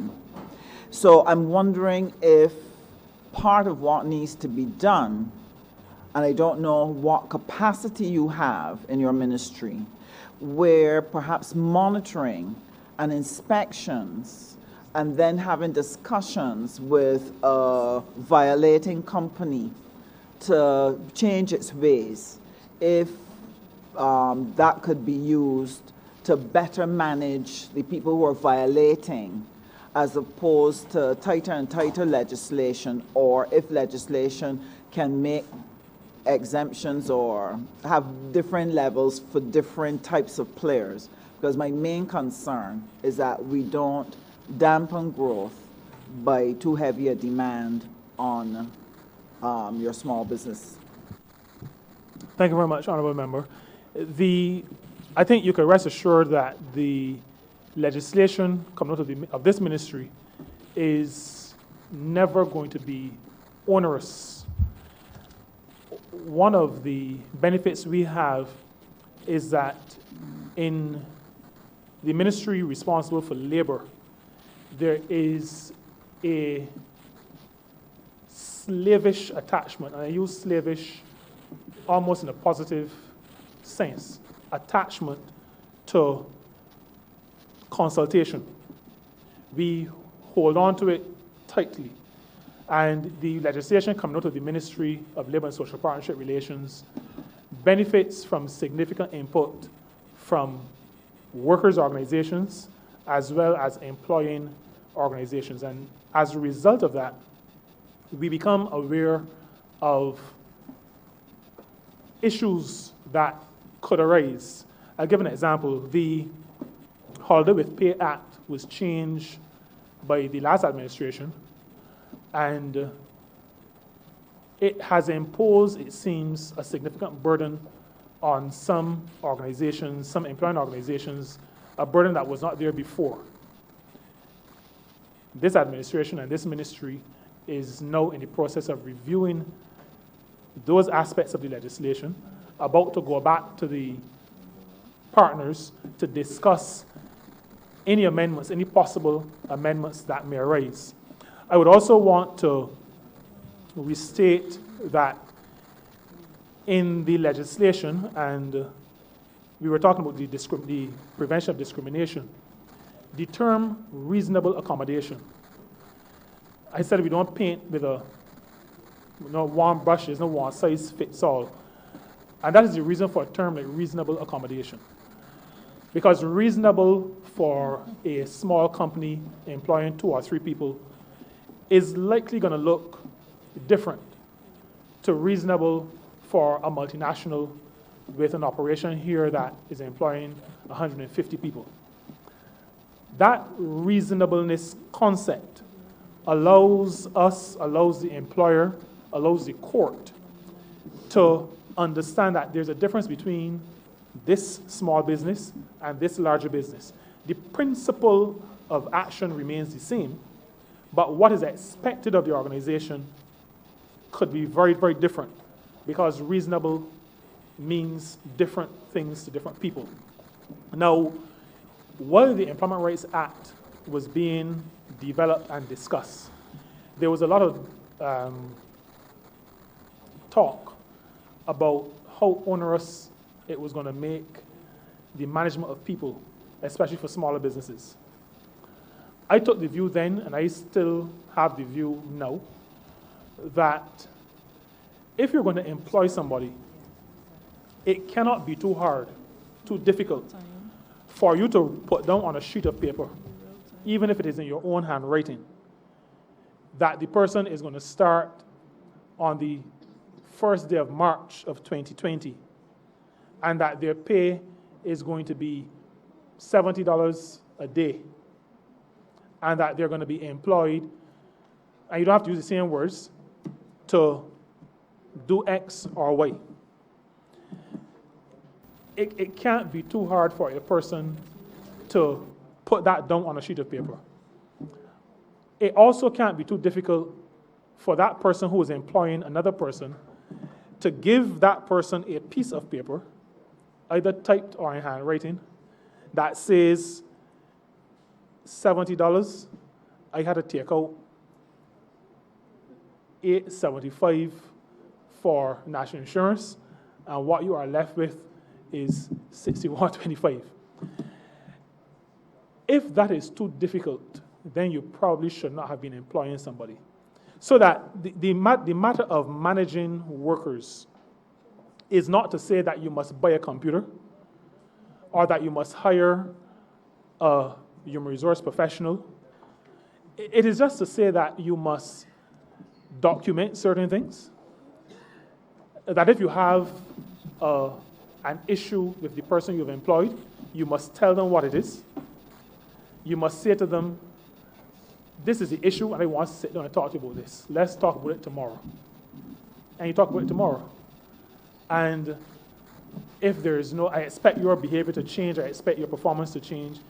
These are things that people may not have been accustomed to, but may see as onerous. And that is why in this ministry, we see our responsibility not just as enforcing these basic tenets of people management, but also to helping employers. So the Chief Labor Officer spoke earlier to the sessions that we have. We advertise them. We encourage people to come, spend half of a day listening, asking questions, and realizing that managing people is not as difficult or as onerous as you may otherwise believe. I heard you saying that, and it sounds really easy when you share it. And I know from a previous life that technically that's what it is, and that is what we try to help people to do. The challenge is the doubt that employers have. They're terrified they're going to do it wrong. Why? Because they will take a case to the labor office, a good case, the person did such and such wrong, you can prove it's wrong, and this is what should happen because they've done it wrong. But they lose it on the process. Right. So they become tense and terrified, even in giving the statement of particulars. They think they're doing it wrong and they have to get a professional help them. And that's the reason why I did not use the word statement of particulars. Yes. Because there are, and I agree with you that sometimes in legislation, I'm not an attorney, I don't want to bash attorneys, but sometimes terms are used that scare people. I don't think they're used with the intention of scaring people, but the sound of the terms sometimes scare people into thinking that something is more complex and complicated than it really is. And so I almost never use the term statement of particulars. Sometimes I don't even use the word payslip, even though payslip is a basic thing. I want to use this opportunity to say to employers, especially small employers, just like a worker has a recourse to go into a union, an employer has a recourse in coming to the Labor Department as well. The Labor Department is not set up only to deal with issues that workers have. The Labor Department is also set up to deal with issues that employers have, because it is set up to deal with issues in the workplace. Not necessarily issues that workers have, but issues that will arise or could arise in the workplace. So that I am encouraging employers, if you are not sure, call the Labor Department. And I want to thank you for that. From my previous life, whenever I've been able to reach a labor officer, excellent advice, sound, patient, and I really want to compliment them on that. The main problem, and I take the opportunity here to say it on behalf of small businesses and on behalf of management and HR consultants who seek to reach the labor office, the constant complaint is that the telephone is not answered. And very often people have to leave their workplace or leave where they are and go to the office to try to get information. That is why I was particularly pleased to see that you have the Barbados Labor Management of Information Systems, is it? Yeah, that is a portal that we are working to Working develop through on? Manpower, yeah. I cannot express how critical that is going to be to the delivery of service, because sometimes people just want to ask a question. And having a portal that will immediately give an employer who is uncertain about something, it's just one question, or just clarify, well, what do you mean by X? So I feel that if you can put that in place as quickly as possible, it would do a lot. I also have concerns because in your brief, you shared what has been done by the Industrial Relations section. They have handled between April 2019 and September 2019, 16,256 calls. And that is nothing to the ones that got fed up and didn't bother to call. So one of the questions I have, and when I look at the other things about inspections and so on, it may be that you have a shortage, that the Ministry of Labor is short of labor. I know that as a government, we are not in the position to give everybody what they need. So I know people are working all out to be able to deal with this. But I'm thinking that the use of technology may be a very useful thing to help you better manage this load, because it's a big load. And I want to congratulate the team again on the good work, and if we could get that in place, I think it would make a tremendous difference and build the confidence of small employers in engaging their labor issues. Thank you very much for that, Honourable Member. That is an issue that really needs to be clearly on the table. Now, other members raise issues, workplace issues. The Labor Department's mandate also includes a labor inspector function. When there are not enough people around, then there's an issue. And I've I've become more understanding, so this is no confession time, honorable member. I've become more understanding having become minister because I too had challenges in terms of calling in to the Labor Department. I came in to serve in this office and immediately to the then chief and then deputy chief, who sits on my left acting as chief.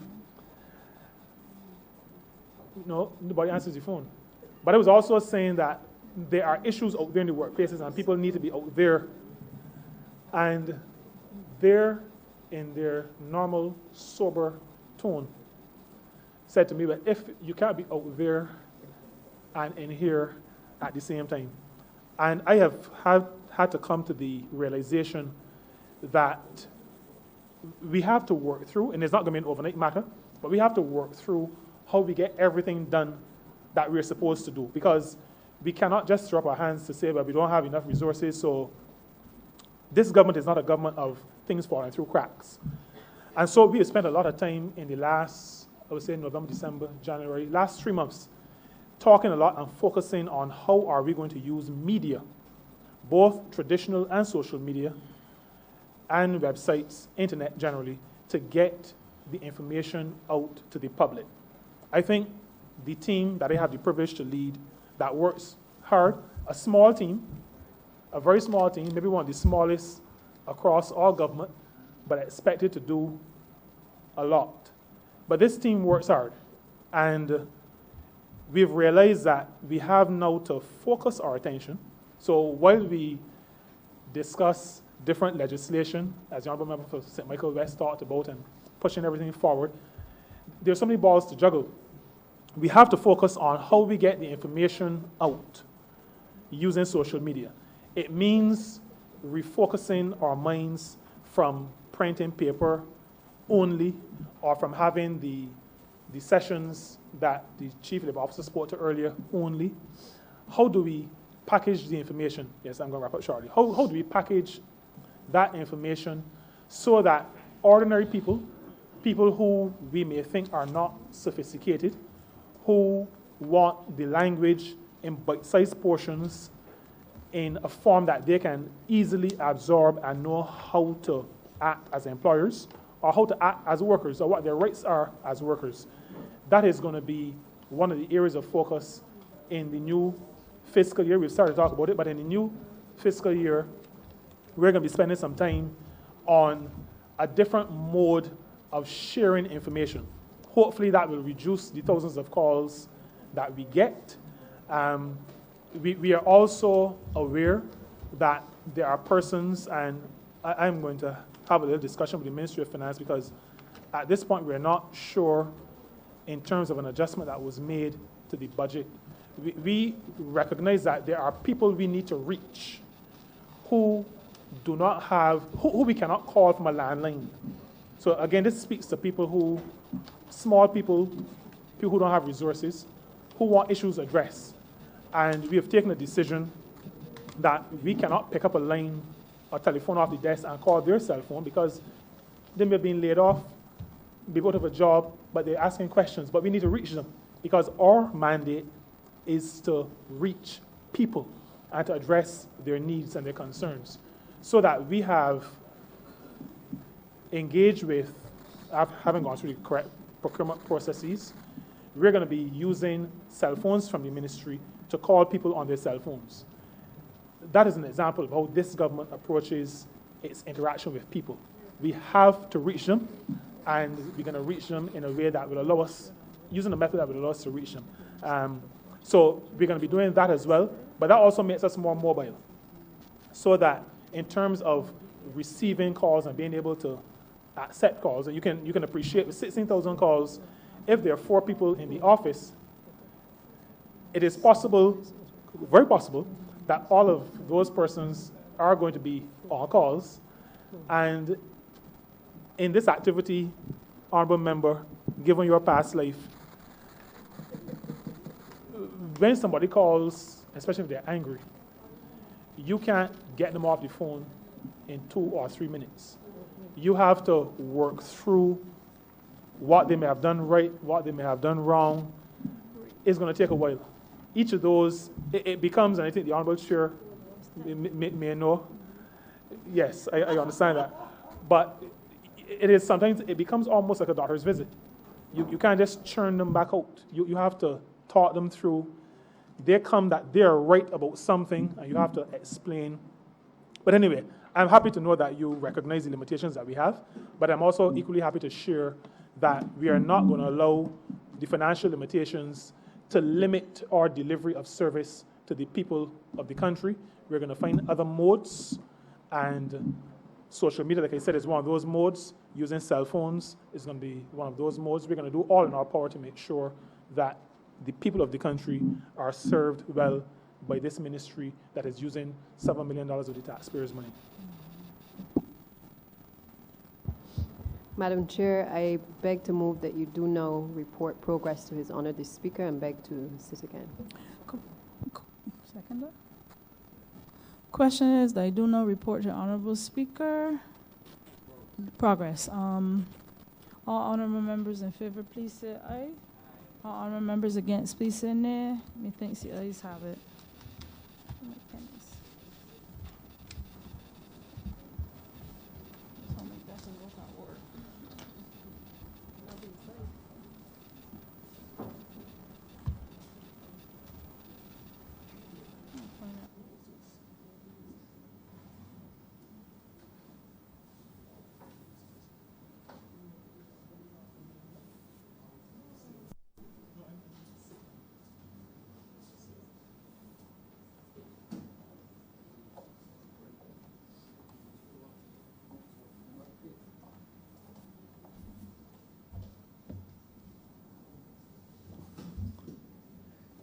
The chairman has reported progress and requests leave to sit again.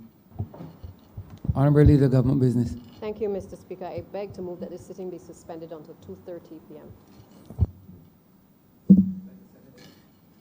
The question is that this honorable chairman be suspended until 2:30 p.m. All those honorable members in favor, please say aye. Those against, please say no. Me think the ayes have it. This honorable chamber stands suspended until 2:30 p.m.